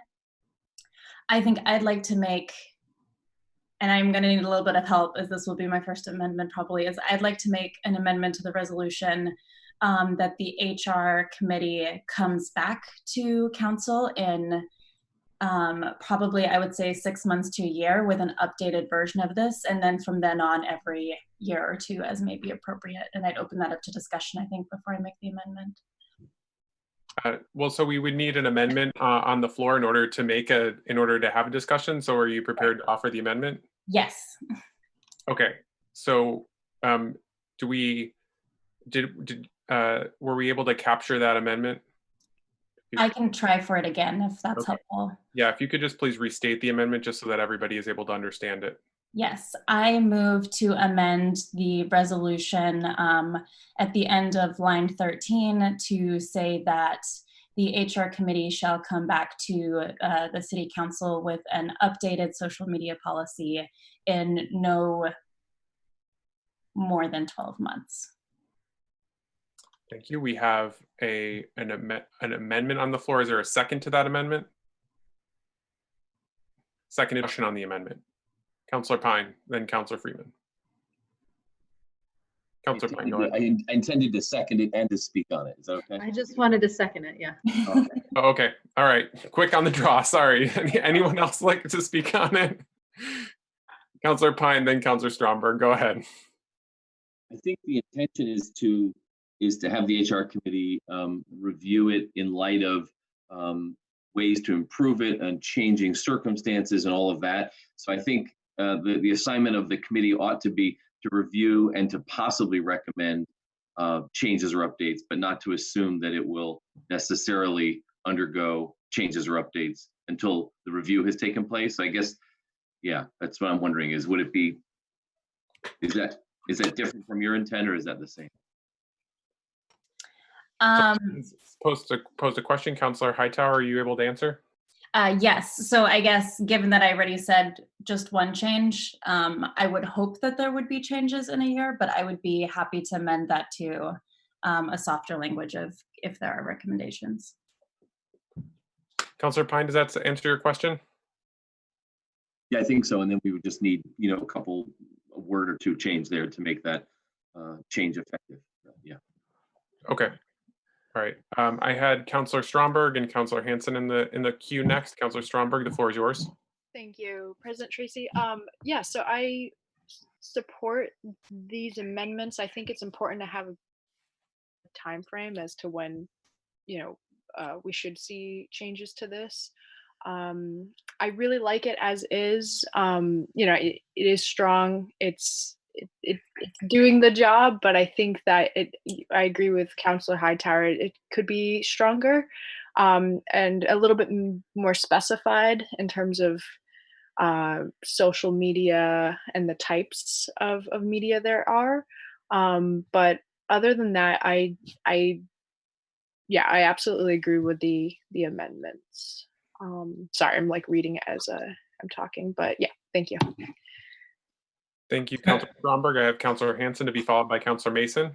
I just have a point of information, Councillor Tracy. It's unclear to me whether Councillor Pine actually moved an amendment to the underlying amendment. I'm just not sure what we're talking about right now.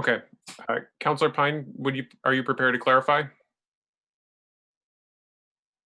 Yeah, sure. The amendment to the amendment would be to, I believe the language is to update with this policy within a year. And I think it's perhaps it's implied in that, but I'd just like to say that the HR committee is assigned with reviewing and updating as needed, updating the policy as needed. So I guess that's, yeah. Okay, so we have an amendment to the amendment. Is there a second to the amendment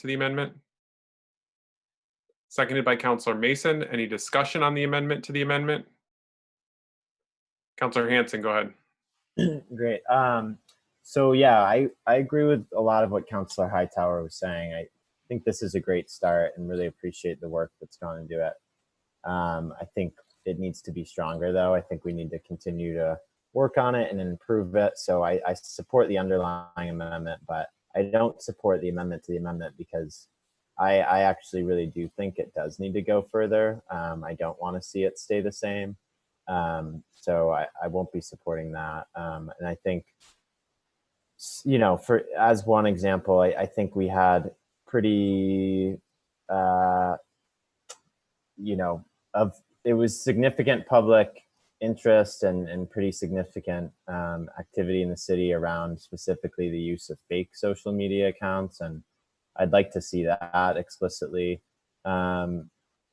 prohibited in here. I understand that there's other items that could be interpreted as potentially, you know, explicitly prohibiting that, but I don't see a reason to not be a little bit more straightforward and explicit. And I think what Councillor Hightower was pointing to, there's certain things that leave up to interpretation that could be a little more clear and straightforward. And I also think Councillor Jang raised a great point of the speed at which social media evolves and the need to continue to update. So I support the underlying amendment, but not the amendment to the amendment. Thank you, Counselor Hanson. Counselor Mason. Thank you, President Tracy. We've gone down a little bit of the rabbit hole here. You know, from my perspective, if there are amendments to the policy that counselors want to make, they should be making them now. And presupposing that there will be changes in 12 months, I think is a bridge too far. This amendment that I will be supporting from Counselor Pine basically tasks the HR committee with what it's supposed to be doing, which is reviewing the policy, reporting back a year from now, and if there are changes before then, they're more than welcome to present them. But this at least gets us on our agenda a year out. If there are, and I respect, we all may have things we might not like about it, but we should be making those amendments now, not saying go back and continue to do your work and then come back to us. Thank you. Thank you, Counselor Mason. I got Counselor Carpenter to be followed by Hanson and Hightower. Counselor Carpenter, you have the floor. I need to tell you, I'm a little confused, and as chair of the HR committee, you know, about what you want. What I'm hearing is some counselors see the need for some changes and improvements, and they'd like that looked at in the next year, and for the HR committee to come back with recommendations, which presumably we would solicit from you all in the subsequent months. What I'm hearing is people are not ready, or it really wouldn't be prudent to make amendments on the floor. I have no problem with coming back, spending a couple of work sessions, or hopefully less than that, on soliciting input and then coming back. I'm just wanting to be clear that whatever we're recommending is sort of in that vein, that we just come back in less than 12 months with suggestions, recommendations that we would have vetted and solicited. Thank you, Counselor Carpenter. Counselor Hanson to be followed by Counselor Hightower. Counselor Hanson, the floor is yours. Great, yeah. So the idea of making amendments on the floor to the policy, that's really not, and I think Counselor Carpenter just said on this, I would really not be comfortable with doing that given what we've heard about the stakeholder engagement and process that went into this. To then amend the policy itself on the floor doesn't seem like, to me, the right way to handle this. I think a better way to handle it is to give direction and begin tonight and then continue to make recommendations for how we change it, not to just simply amend it on the floor after, you know, all of the city's unions and just many stakeholders have crafted this policy together. So I want to vote yes on the policy as it's been crafted by all of these groups, but I also want to make clear that there are changes that myself and it sounds like other counselors do want to see, and we're trying to indicate that direction and start to raise those, and can continue to do so as the committee works on it. So that's kind of where I'm coming from with my position on this. Thank you, Counselor Hanson. Counselor Hightower, you have the floor to be followed by Counselor Shannon. Right. So first point, disagreeing with Councillor Mason and agreeing with Councillor Hanson and Carpenter. I don't think it would be prudent for us to make changes to the actual policy on the floor. And I also think that having no policy would be a worse outcome than approving this policy, which covers a lot of ground. I am comfortable with moving forward as Councillor Pine amended my amendment, given that I think everyone who is on the HR committee is part of this call and has heard that a lot of councillors have concerns and would really like to see changes. Thank you, Councillor Hightower. Councillor Shannon, go ahead. Thank you, President Tracy. I appreciate Councillor Hightower's effort to make amendments through the committee process, because I think that we could all look at this and say, I think this should change, without knowing why it's actually that way, because it's complicated. It's very much complicated by things like the rights that free speech rights that employees have, and that I need to be able to consider how there's a lot of things I don't think anybody should do on social media, but apparently they have a right to do it, and we need to give that consideration to our employees as well. So, but I support Councillor Pine's, I think the wording of Councillor Pine's amendment is better because it doesn't have kind of a preordained conclusion. So I will support the amendment to the amendment. Thank you. Thank you. Any further discussion on the amendment to the amendment? Are we ready to vote? Seeing none, we'll go to a vote. Will the city clerk please call the roll? Councillor Carpenter? Aye. Councillor Jang? Aye. Councillor Freeman? Yes. Councillor Hanson? No. Councillor Hightower? Yes. Councillor Mason? Yes. Councillor Paul? Councillor Paul, you're on mute. Yes. Councillor Paulino? Yes. Councillor Pine? Yes. Councillor Shannon? Yes. Councillor Stromberg? Yes. City Council President Tracy? Yes. 11 ayes, 1 nay. Okay, so that amendment to the amendment passes. We're back to the original amendment. Is there further discussion on that amendment, or are we ready to vote? Okay, seeing none, we'll go to a vote. Councillor Tracy. Yes, go ahead. I just wanted to make sure that the staff, they captured the amendment to the amendment, the language itself. Did the city Have clerk? they captured it itself? Thank you for that point of information, Councillor Jang. Did the city clerk capture or the city attorney capture the language of that amendment? Attorney Blackwood? As I understand it, that amendment was to add the words "as needed" after the amendment says HR committee will come back to the council with an updated policy as needed in no more than 12 months. Does that capture it?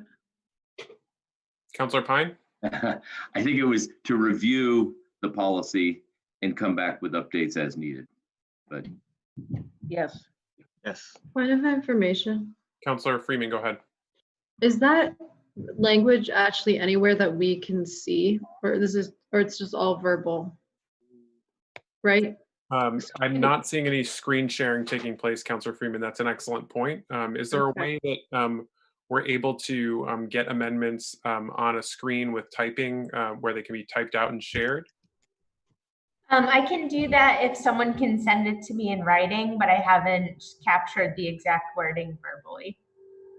Okay. All right. So this is a good learning point for us, I think, as a council. So if we're going to be doing amendments, let's just make sure to send them in writing to the city clerk's office so that we can then share them to the screen. So again, we can avoid confusion on voting. Okay. Should we? So if it's not anywhere, can you just say it one more, just so I can write it down so I can actually see it in front of me? Just because we had the amendment. Sorry, I just didn't know if it was written down anywhere. Totally fair. Attorney Blackwood, can you please reread what you had written down? Just with the amendment, yeah. All right, what I have is a motion to amend the resolution at the end of line 13 to read that the HR committee will review the policy and come back to the council with an updated policy as needed in no more than 12 months.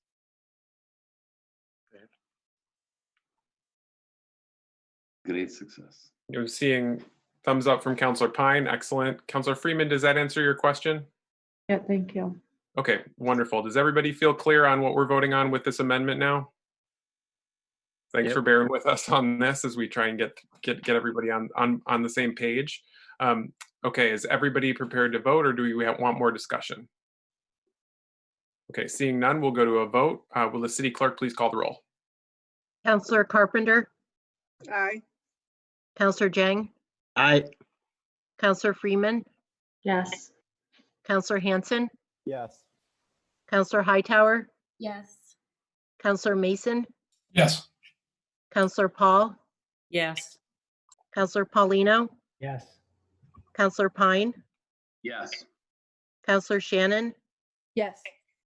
Counselor Stromberg, Yes. City Council President Tracy, Yes.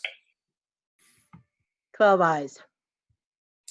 Okay, that passes unanimously. We are now back to the original motion, and in the original motion, I had Councilor Hanson in the queue. Councilor Hanson, would you like to be recognized? I do have no, but I do actually have a point of order. Can I do that? Yeah, go ahead. The point of order, I don't know where it needs to be in the agenda, Council President Tracy, but I want to flag it now in case it needs to be before deliberative ends, which is that we do need to convene the local control commission at some point tonight. So just wanted to flag that, but I don't have any further discussion on this item. Yep, thank you for that reminder. We'll do that after item 5.04. Appreciate that. Any other further discussion on this item? Okay, seeing none, we'll go to a vote. All those in favor? Aye. Aye. Any opposed? That passes unanimously. We will now go on to item 5.04, which is a communication.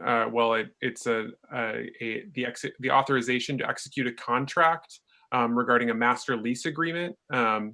Is there a motion on item 5.04?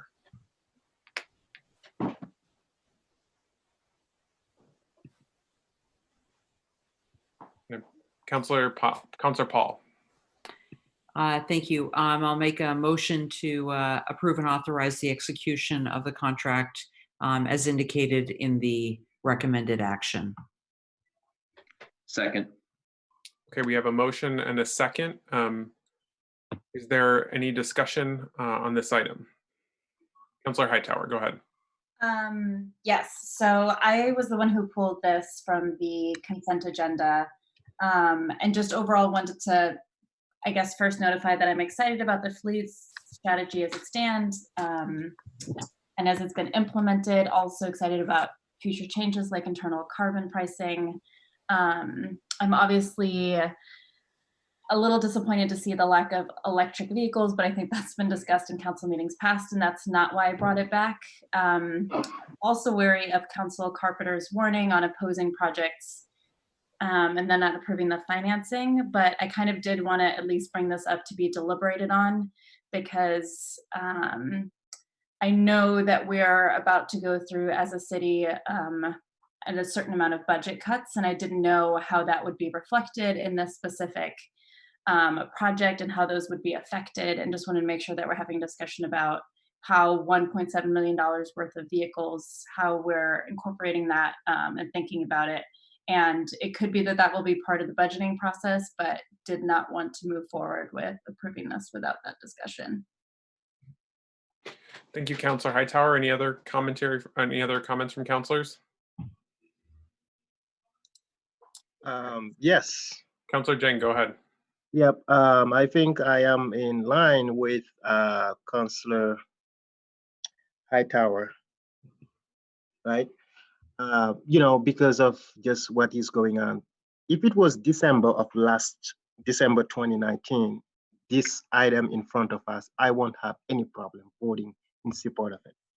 This is not public emergency.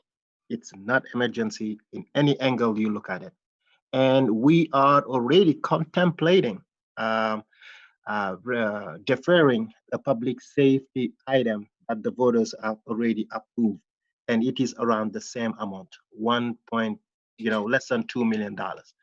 I don't believe that this is the right time for the city right now to be buying or leasing new vehicles. And also, if we talking about climate change, if we are talking about sustainability in terms of our infrastructure, Green New Deal, and all of that, we need to think about cars or fleet that are gearing toward electricity. And I think the Burlington Electric Department has already great intensive in pushing residents to purchase such type of vehicle. And I think we as a city need to be leaders in that front in trying to find the technology in terms of the trucks. Maybe they're more expensive, maybe they don't even exist. And so when I was doing some research around police vehicles, do we have any that are electrics? And I think it is starting to come up into the market. Even trucks are becoming more and more electrified, and I think it will respond to the climate change, climate emergency that we are talking about. But most importantly, I don't feel comfortable at this point to put $1.7 million into vehicles that will contribute to the degradation of our climate. Thank you very much. Okay, I see that we have Director Spencer and Capital Improvement Manager Keenan with us. Would either of you like to address this item? I'm sorry I didn't get you in on earlier in the item, but go ahead if you have anything to offer. Thank you very much, President Tracy. These vehicles were approved in council last August and last December. So the items have already been ordered. And by waiting, we didn't borrow money before we actually needed to pay for the vehicles. So we saved the city money by not borrowing until we had to pay for the vehicles. So all of these vehicles are already ordered, and some of them have been received within the city. By waiting, we have saved quite a bit of money on interest. So the rate that we paid last year for our master lease was 3.34. And this lease is at 1.64. So it would be impossible, unfortunately, at this point for the city to send these specially made vehicles back because they are all previously purchased. Thank you for that clarification. Were there other, Director Spencer, I'm sorry, did you have something to add? I was hoping that Martha could talk a little bit about the cross-departmental group that we have looking at alternative fuels as we do take the council's commitment, environmental commitment, very seriously. So sure. So we do have a committee, and we go through each vehicle and have been working with BED to determine what we can get that can be electric or hybrid. Some of the vehicles, police being one, don't have electric that are available at this point. And so we are working very closely with BED on the vehicles, getting rebates from them. And this year we did go to the hybrid for the police vehicles, and we got an electric mower instead of a gas mower. And so we are very committed to moving in that direction. And each time we will come back to you with what we have found from BED, and probably come with BED to talk further about our steps together. Thank you for that. Appreciate that. Are you all set? Okay. Yeah. I saw Councilor Paulino, then Hightower, and I also see Councilor Carpenter. So Councilor Paulino, go ahead. Again, I wasn't prepared to really address this item, to be frank, but upon pulling Appendix B, it's pretty clear how important these vehicles are. I mean, 3 of them are police hybrids. Something that everybody here has fought given the police department and BED a hard time for not having prior to this. And then you look at how many other equipments Parks is getting a lot of these trucks. I mean, this is what people are using now that they're quarantined, is our parks. This is what's keeping people, in the right mindset while they're stuck at home. And to just take this away from them, or even at this time, I just think it's a terrible precedent. One of them is the ambulance, which, you know, we all feel very strongly, work very hard to get this through. There is an ambulance on there. Obviously, as we know, taking away one ambulance impacts the way the others operate. So I hope that people really look at that appendix and see how important these vehicles are. We're not just willy-nilly spending money. Obviously, the streets trucks are key as well. Thank you.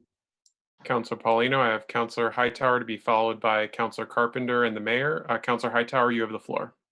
Yeah, I don't think the point of talking about this is to take anything away from anyone. And thank you so much for the information on further in terms of this already having been, I think I just want to re-acknowledge that as a city, we're about to have a significant loss of revenue, and then maybe directly ask the question, not saying that any of these aren't important, or not saying that we can back out of ordering any of these. I realize some of these are specialized. We already have financial commitments. I think I'm just inquiring and asking, to what extent are we financially committed to all of them? And is the city doing any process to say, okay, yes, we actually do need all of these vehicles right now, given the revenue crunch that we're about to find ourselves in? Thank you, Councilor Hightower. Would you like to speak to that, Director Spencer? I'd be happy to. One of the important developments that we've done over the last 2 years is set up a fleet committee across a number of departments, including involvement from the clerk treasurer's office. And we've gone through each vehicle. We have a spreadsheet that is hundreds of lines long looking at each vehicle, and we're able to run through our fleet software the cost to maintain each of the vehicles. We are not replacing all the vehicles that we should be replacing if one went strictly by a life cycle timeline, but we have been able to slim down our list based on the repair costs of each unit and the criticality of each unit, and bring forward a list that I believe is appropriate during these times. Thank you. Thank you for that. Councilor Carpenter, the floor is yours to be followed by the mayor. Hi. Just two kind of separate comments. And I think I said this at a previous meeting. I think it's really important when we approve something like the fleet work, which I obviously was on the council, and we did that last fall or whenever, that when we approve it, we attach or approve or pre-approve the financing plan, i.e. we're going to use our own cash for 6 months, and then we're going to go out to the marketplace for a lease, so that we're not having the financing conversations 6 months after we've actually approved the purchase. So I just ask us in the going forward mode, we think a little harder about approving them together. A little bit separate from that, and I was going to ask this question anyway when we get into more budget talks, is that the mayor and the administration come to the council with a review of any big capital things on our plate, so that as we look at the budget in 21, we can evaluate future capital things. I don't see this as a future at all. This is, in my opinion, a done deal, but I think as part of our budgeting going forward, we should look to capital purchases as a potential. Thank you, Councilor Carpenter. Would staff like to speak to that? Yes, and thank you. That is a great idea. In our memo, we did talk to our financing, and that it would be through the CT, but you're right, it was 6 months. And I think that we did state that we would not go above 4% in our interest rate, and that it would be negotiated by the CT office. But I think we could pull it together a little bit better and make it either in our memo when we come back with our financing, state when it was approved for these vehicles, so they tie together much better, and it's not as difficult for you to follow the line of the whole thing. That's a good point. Thank you. Thank you for that. Are you all set, Councilor Carpenter? Okay. I have Mr. Mayor to be followed by Councilor Jeng. Mr. Mayor, you have the floor. Thanks, President Tracy. I think what I initially raised my hand to say has largely been addressed by other staff comments. I did just want to make sure the point was clear that to everyone, in case there's any confusion, this vehicle purchase is the one where we had extensive debate at the Board of Finance level and the council level about the measures that have been taken to try to make the purchase as possible. It did have incremental progress in that expect from future purchases. So this is not the next round of purchases. This is the same round as the one that we already had extensive debate before approving. This is just the implementation of that.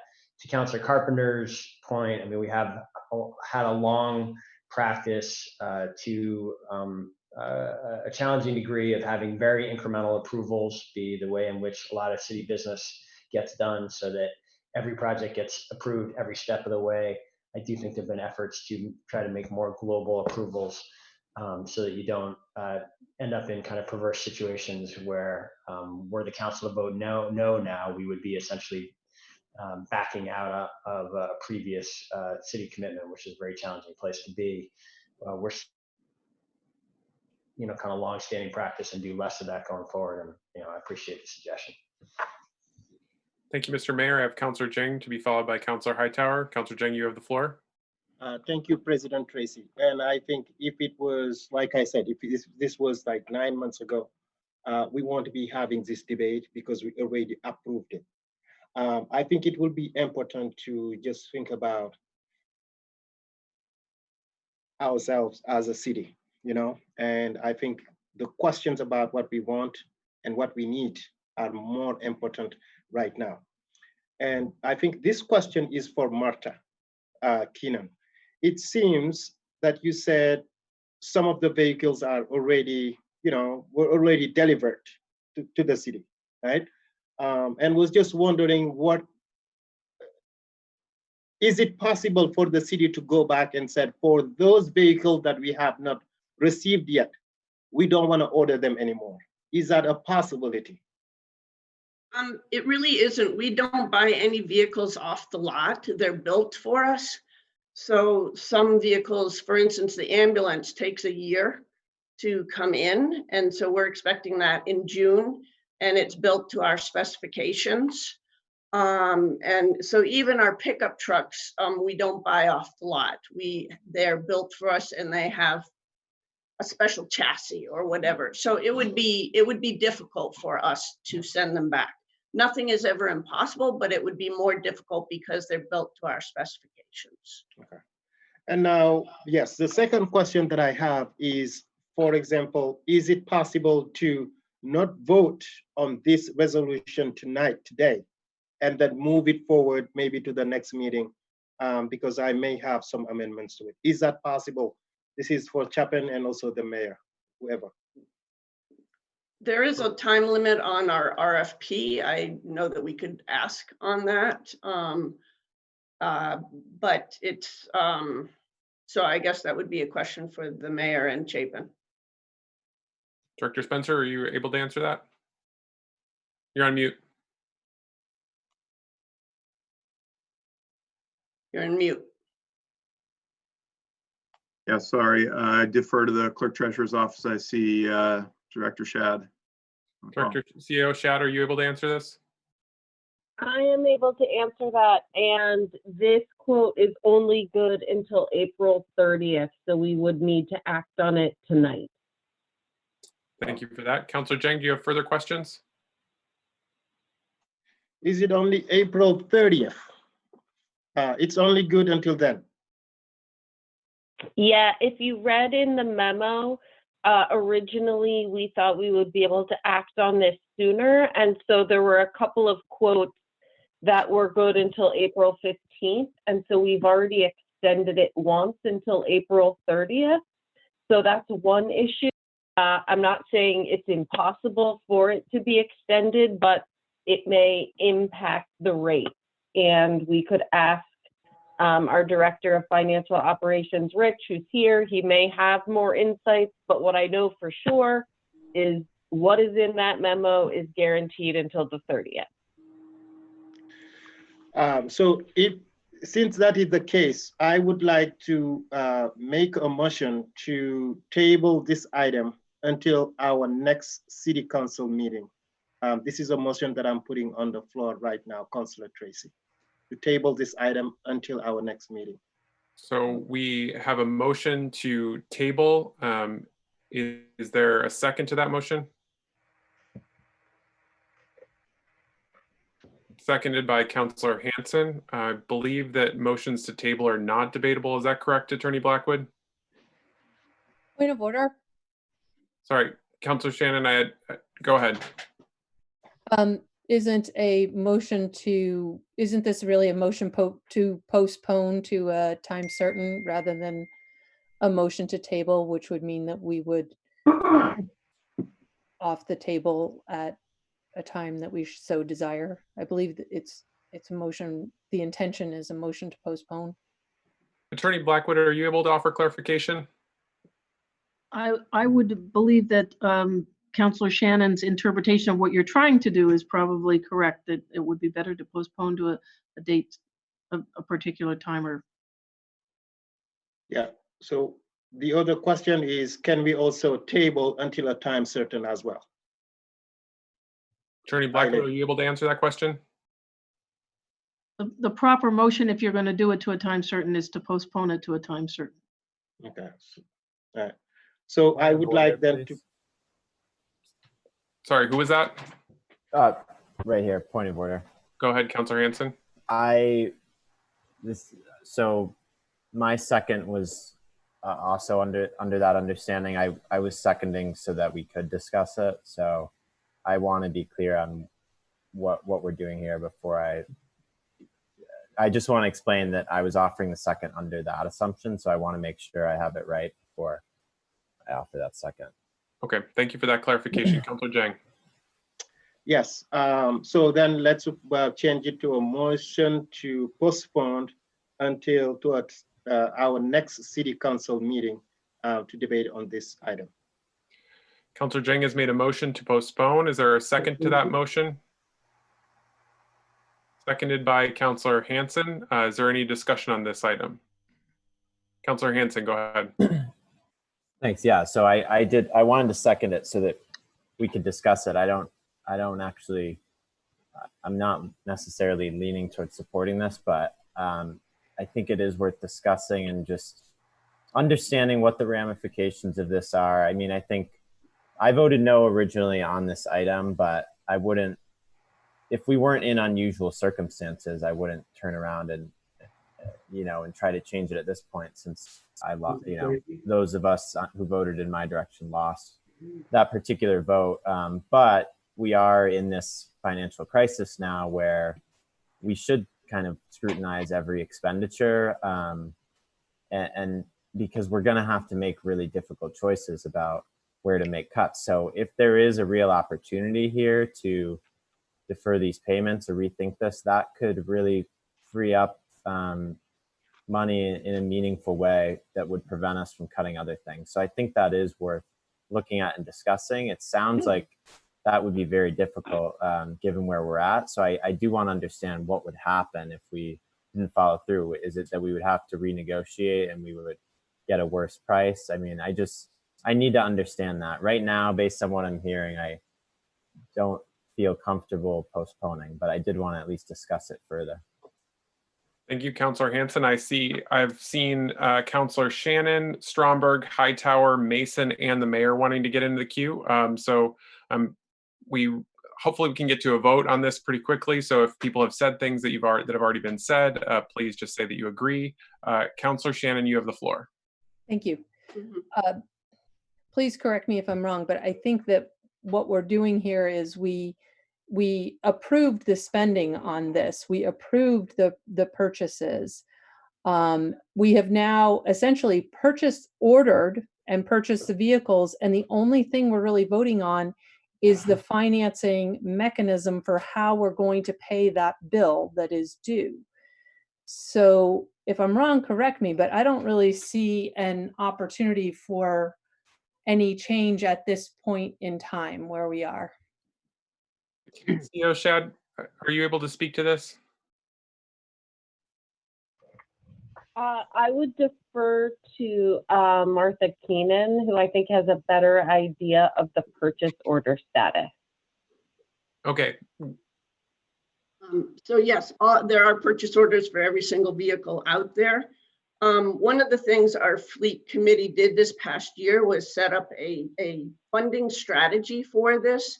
And so we do have a fleet reserve that is paying for these master leases. And so it is not an added burden to the general fund. It was a strategy and funding process that we set up using, as old leases expired, we created a reserve fund to put those into so that we could pay for these master leases as we moved forward.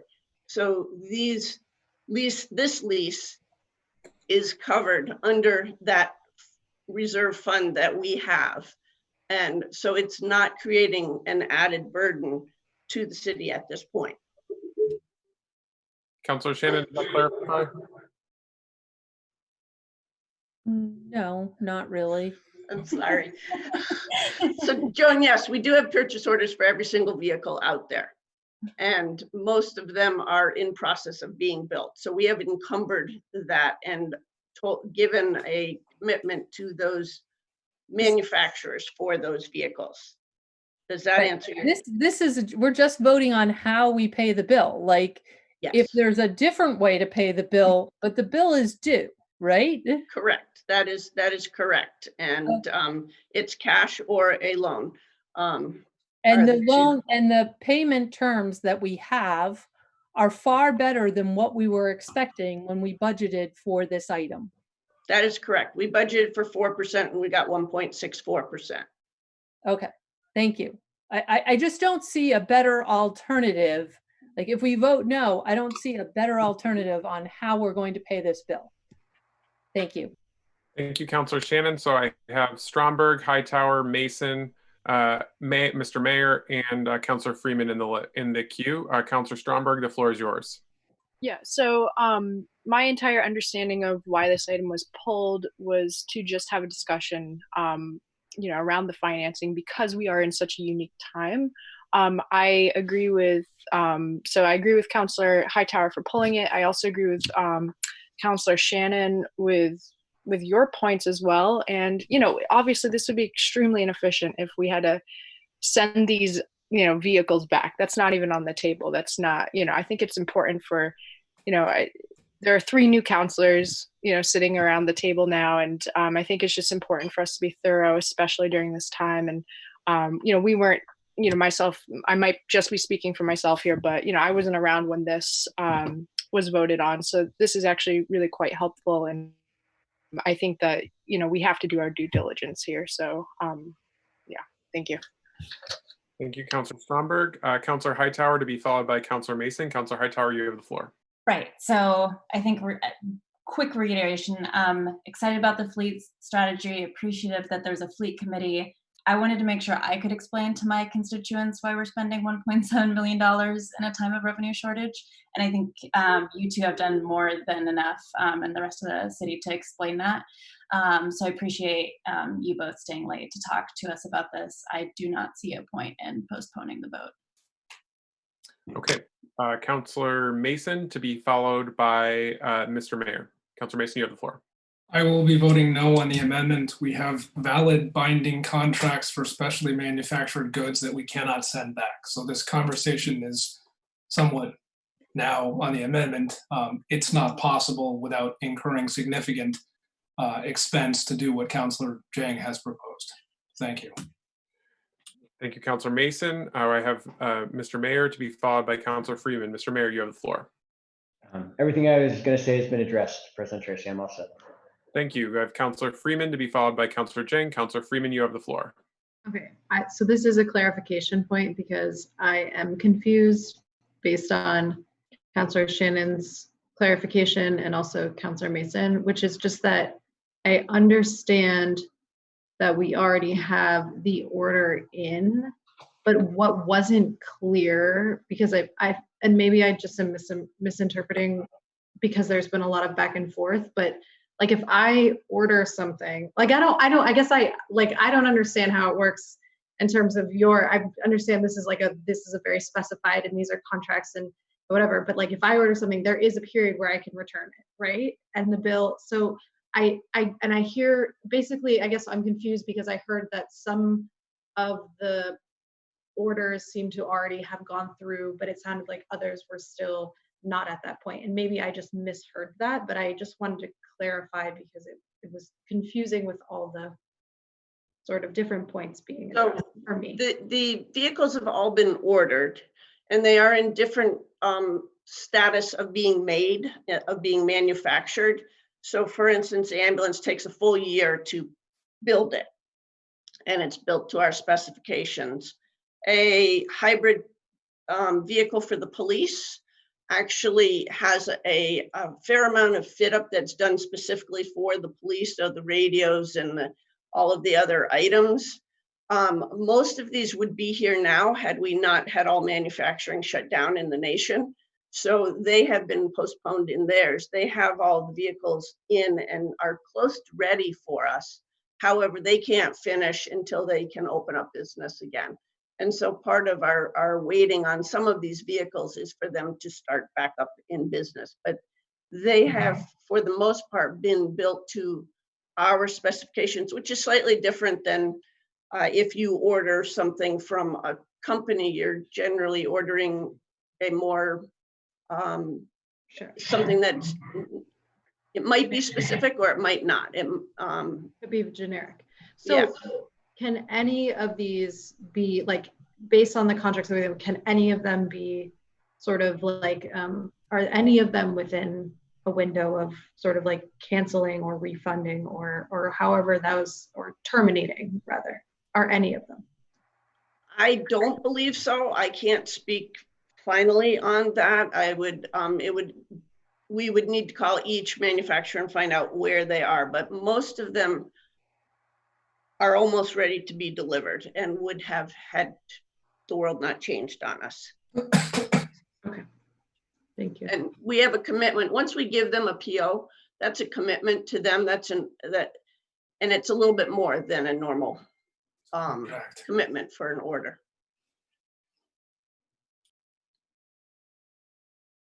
Councilor Freeman, are you all set? Yeah, sorry, I was unmuted. I muted myself. But yeah, that was my question. It doesn't necessarily feel like as set in stone as I feel like the narrative has made it seem, but it obviously is pretty set. So, all right, that's all. Thank you, Councilor Jing. You have the floor. No one else is in the queue after this. Thank you. So I think it would be important to go back, just a couple minutes ago when I was asking the question before even bringing this motion to postpone this item. And it is to give the administration, the department, the opportunity to go back and ask what is possible. We understand that these are custom designed vehicles we're talking about. We understand that. We understand that there are also purchase orders that we already have in place. We understand also that some of the vehicles have already been delivered, maybe even being used, right?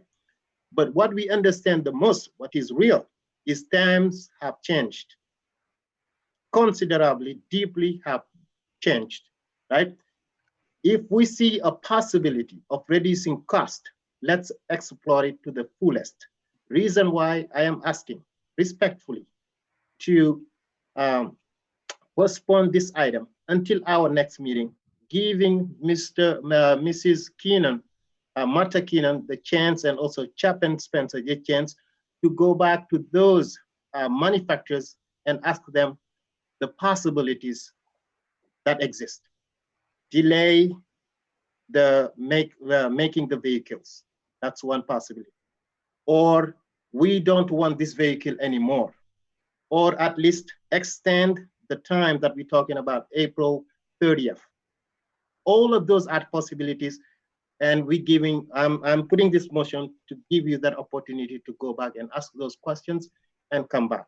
I am not sure how I voted last time on December about this, but I can certainly say in my head that I voted against it because one, they are not all electric vehicles, right?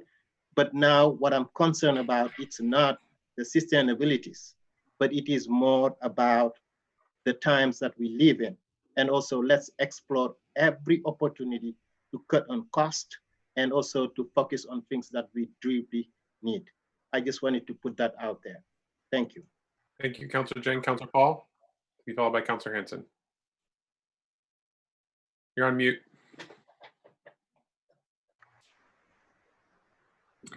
My apologies. I told you I'm going to get the hang of this eventually. Just wanted to call the question, please. There's been a motion to call the question. Is there a second? Seconded by Councilor Stromberg. The motion to call the question is not debatable. All those in favor, please say aye. Aye. Any opposed? No. Okay, so will the city clerk please call the roll? Councilor Carpenter? This is on calling the question. Yes. Aye. Councilor Jang? Aye. Councilor Freeman? Yes. Councilor Hanson? No. Councilor Hightower? Yes. Councilor Mason? Yes. Councilor Paul?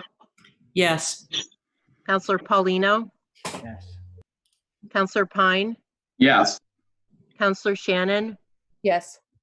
Councilor Strongberg? Yes. City Council President Tracy? Yes. 11 ayes, 1 nay. That means that the question will be called. So we will now go into a vote on the question of whether to postpone the execution of the master lease. Will the city clerk please call the roll? Councilor Carpenter? This is on postponing the lease. Yes. I don't want to postpone it, so I'm saying nay. Is that? Yes. Councilor Jang? Aye. Councilor Freeman? Yes. Councilor Hanson? No. Councilor Hightower? No. Councilor Mason? No. Councilor Paul? No. Councilor Paulino? No. Councilor Pine? No. Councilor Shannon? No. Councilor Strongberg? No. City Council President Tracy? No. 2 ayes, 10 nays. The motion fails. We are back to the original motion. Are there any further comments on the original motion? Yes. Okay, Councilor. Councilor Jang, go ahead. Yep. So I think it will be important to note that many of the staff today here talked about that nothing is impossible. And we had a possibility to postpone, let them go ask the questions and come back to us. And it did not happen. So I think from all the points that I raised earlier, my vote for this resolution is no. Thank you. Okay, any further comments? Councilor Shannon, go ahead. You're on mute, Councilor Shannon. Sorry about that. I will vote yes, because I think that we should pay our bill on time for half the expected rate. And to postpone and pay our bill late as we debate some other way to pay our bill makes no sense to me. So I will vote yes. Thank you, Councilor Shannon. Additional conversation? Seeing none, we will go to a vote. Will the city clerk please call the roll? Councilor Carpenter? Yes. Councilor Jang? Nay. Councilor Freeman? No. Oh, sorry. I didn't mean that. I think, can I abstain? No, there are no abstentions. No.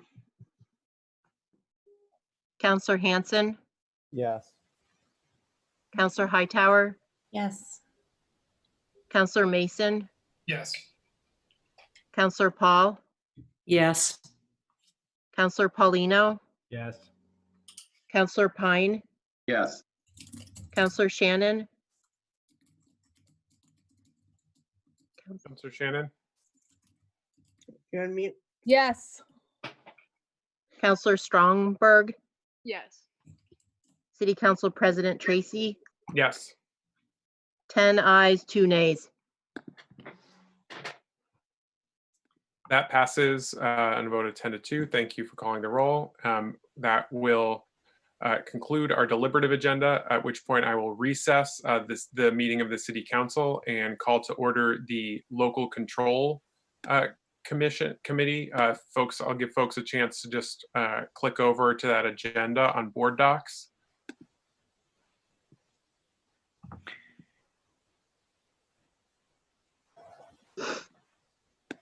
Call to order the Local Control Commission. Is there, our first item on the agenda is the agenda. Is there a motion on the agenda? Yeah, I'll go ahead and move the agenda as indicated. Okay, we have a motion. Is there a second? Second. Okay, I see a second from Counselor Mason. Any discussion on the agenda? Okay, all those in favor? Aye. Aye. Okay, next item on the agenda is item 2.01, first, second, and third class liquor license and outside consumption permit removals, 2020, 2021. Counselor Hanson, do you have a motion on that item? Yes, I'll move to approve the 2020-2021 first, second, third liquor license and outside consumption permit renewals as listed with all standard conditions. And I would like the floor back briefly after a second. Thank you, Commissioner Hanson. Is there a second? Second. Seconded by Commissioner Pine. Commissioner Hanson, you have the floor. Yeah, so I just want to briefly explain, and we do still have our license coordinator, Lori Orberg here. So if I get it wrong, maybe she can chime in and help out. But my understanding with this and why this is deliberative and not consent, I just want to make sure folks are aware of what we're doing here. It is a little bit unusual, but it's due to the circumstances, which is that some of the businesses that we would be renewing here they're not all actually caught up on payments owed to the city. So I still support this. I think it's important. And the idea behind it is that one is that we haven't been able to convene the commission to look into this and to work with the businesses. And two is that the commission has the ability in our meetings, and we will be meeting beginning next week to revisit these and to look at these and to work with businesses. So we have that flexibility, we have that ability, and we do want to, I think, be flexible with businesses during these difficult times. So I'll be voting yes, but I did think it was important to explain to folks what we're doing here, which yeah, so I'll leave it there. Thank you, Commissioner Hanson. Is there further discussion of this item? Commissioner Shannon. I just had a question, which is in our granting of permits, do we have any control over hours of operation or hours of service of liquor? Yes. I'm sorry. Commissioner Hanson, do you feel prepared to answer that question? Yeah, I mean, these are renewals, so these aren't, right now we're not making any changes there, but in general, yeah. Commissioner Shannon, does that answer your question? So what are the hours that we're approving with these? So these are renewals because they're all going to be expiring before we next meet, is my understanding. Maybe we have one more meeting where we could try to do this. I can't remember the exact date, but each business has their own hours that are approved to serve and to operate. I don't believe we're making any changes to any of the hours at this moment. We're just renewing their ability essentially serve liquor at all.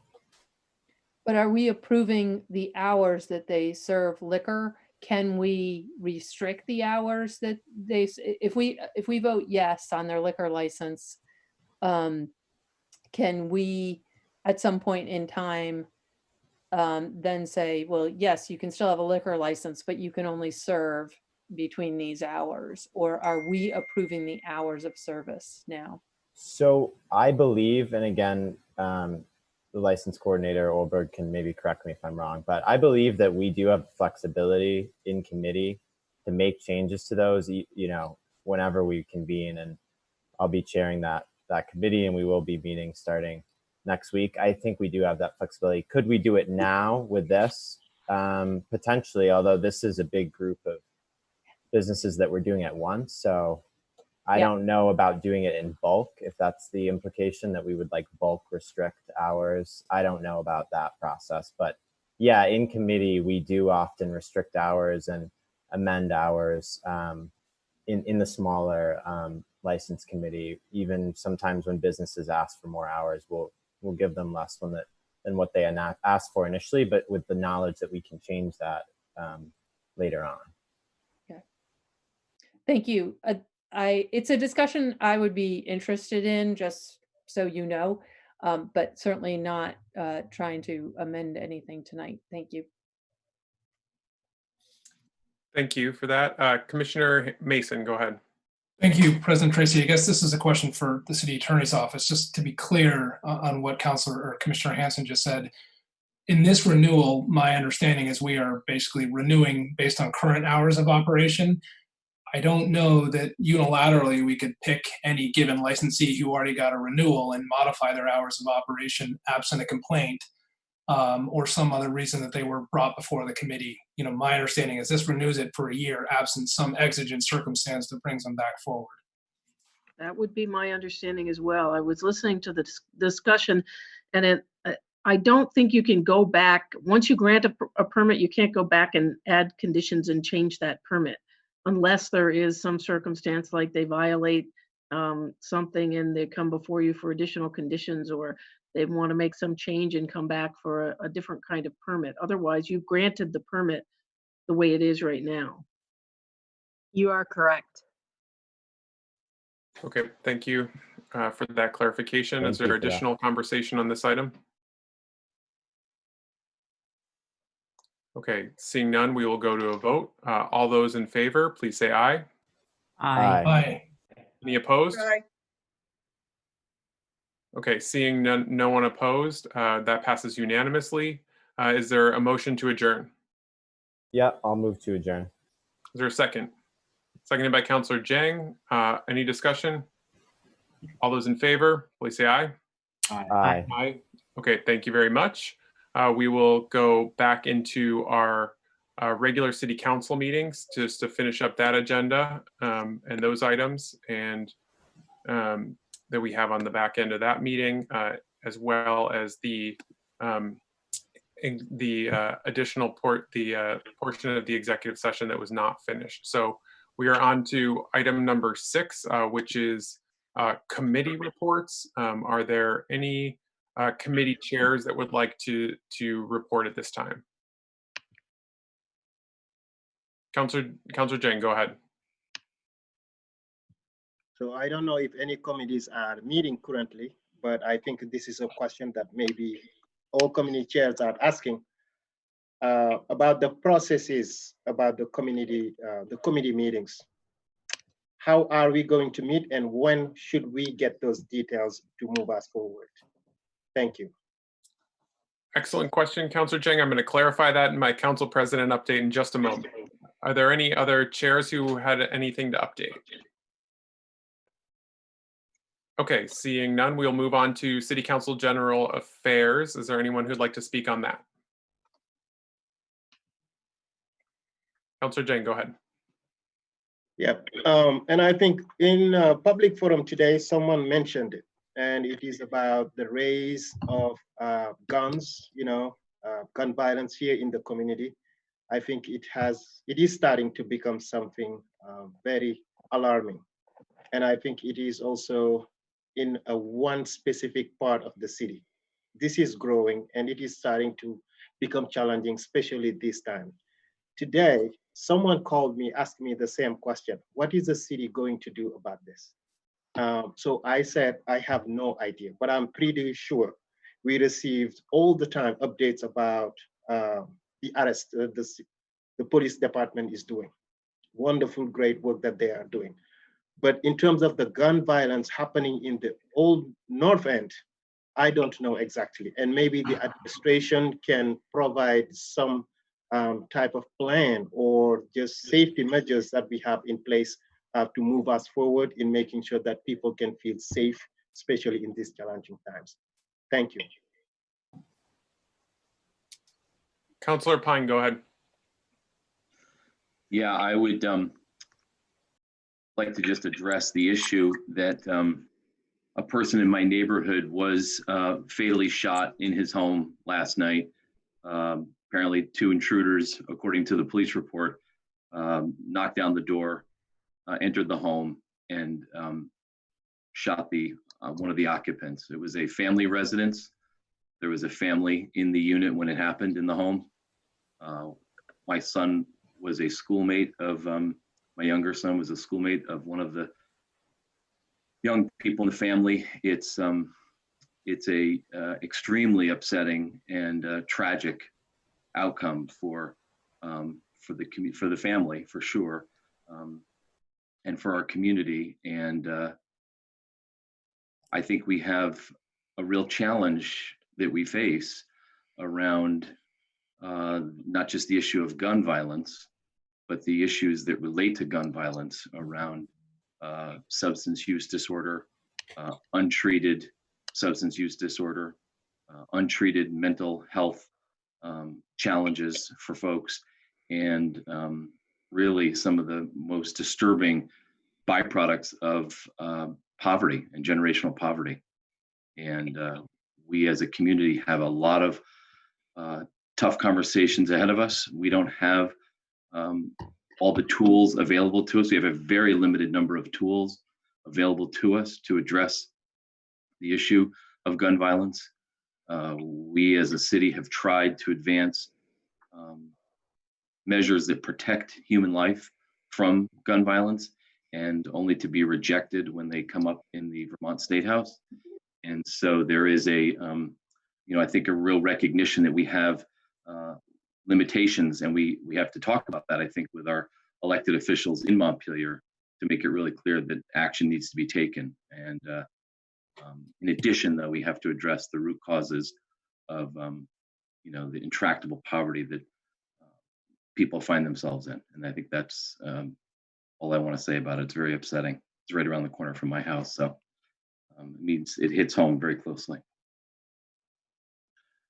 Thank you, Councillor Pine. Anyone else on general city affairs? Okay, seeing none, we will then move on to the next item, which is City Council President updates. Just want to give a few updates to folks. Wanted to answer Councillor Jang's point about committee meetings, in consultation with the administration, by extension, their conversations with different departments that support the work of the different committees. Please, the committees are able to start meeting the week of May 4th, City Council Standing Committees, that is. So that means that committees are able to start scheduling meetings this week, and then with those first meetings to be taking place in the first week of May.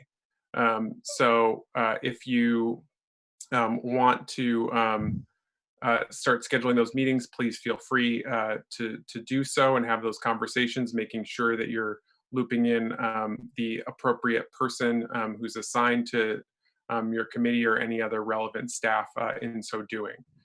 In addition to that, I just want to let folks know that the new counselors will be having a council orientation this Thursday at 5 to review a number of different materials. If anyone else is interested in joining us for that, please let me know. Happy to have others either join to partake in the review of issues like Robert's rules and just some other city council protocols about, interactions with department heads and things like that. So if you want to join, please let me know and we'll get you the information for that. And then we're also working on getting a municipal finances training together for the council the second week of May. I sent out a poll for folks about which days work for folks. So if you haven't taken that, please do.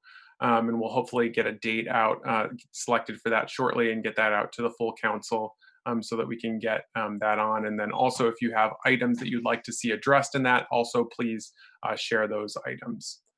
Those are my updates, which will then bring us to item number 9, which is the mayor general affairs. Go ahead, Mr. Mayor. Thank you, President Tracy. I just wanted to briefly touch on one item on the consent agenda that I think is significant. I want to make sure the full council is aware of, especially after some of the debates we had about the airport earlier tonight. The approval of the beta lease, I think, is a milestone, a significant action that ensures that the partnership between beta and the airport will continue into the years ahead. It unlocks $11 million of investment in the terminal that the city owns by beta. It is a indication of positive job creation news amidst this terrible economic storm. They are planning to increase the number of employees on the site from 70 to 100, over 100 by the end of the year, and then can continue to grow in that site. And what they are trying to do represents real hope for transforming over time the airline industry away from being the polluting industry it is now to at least elements of it being driven by and run by renewable electricity. And it's exciting for the Burlington Airport to have a role in this, and we wish them luck, and glad that we got that done tonight.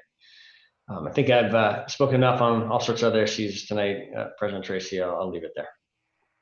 Okay, thank you very much, Mr. Mayor. With that, I'm going to go ahead and suggest that we go back into the executive session that was recessed prior. We don't expect action to be coming out on the other end of that, so we can just, if you, for the counselors, if you can just go back into the other meeting and then if you can close out of this meeting, I'm sorry, and then go use the links that you were previously sent to get back into that executive session. That'd be wonderful. And thank you to the members of the public for joining us tonight.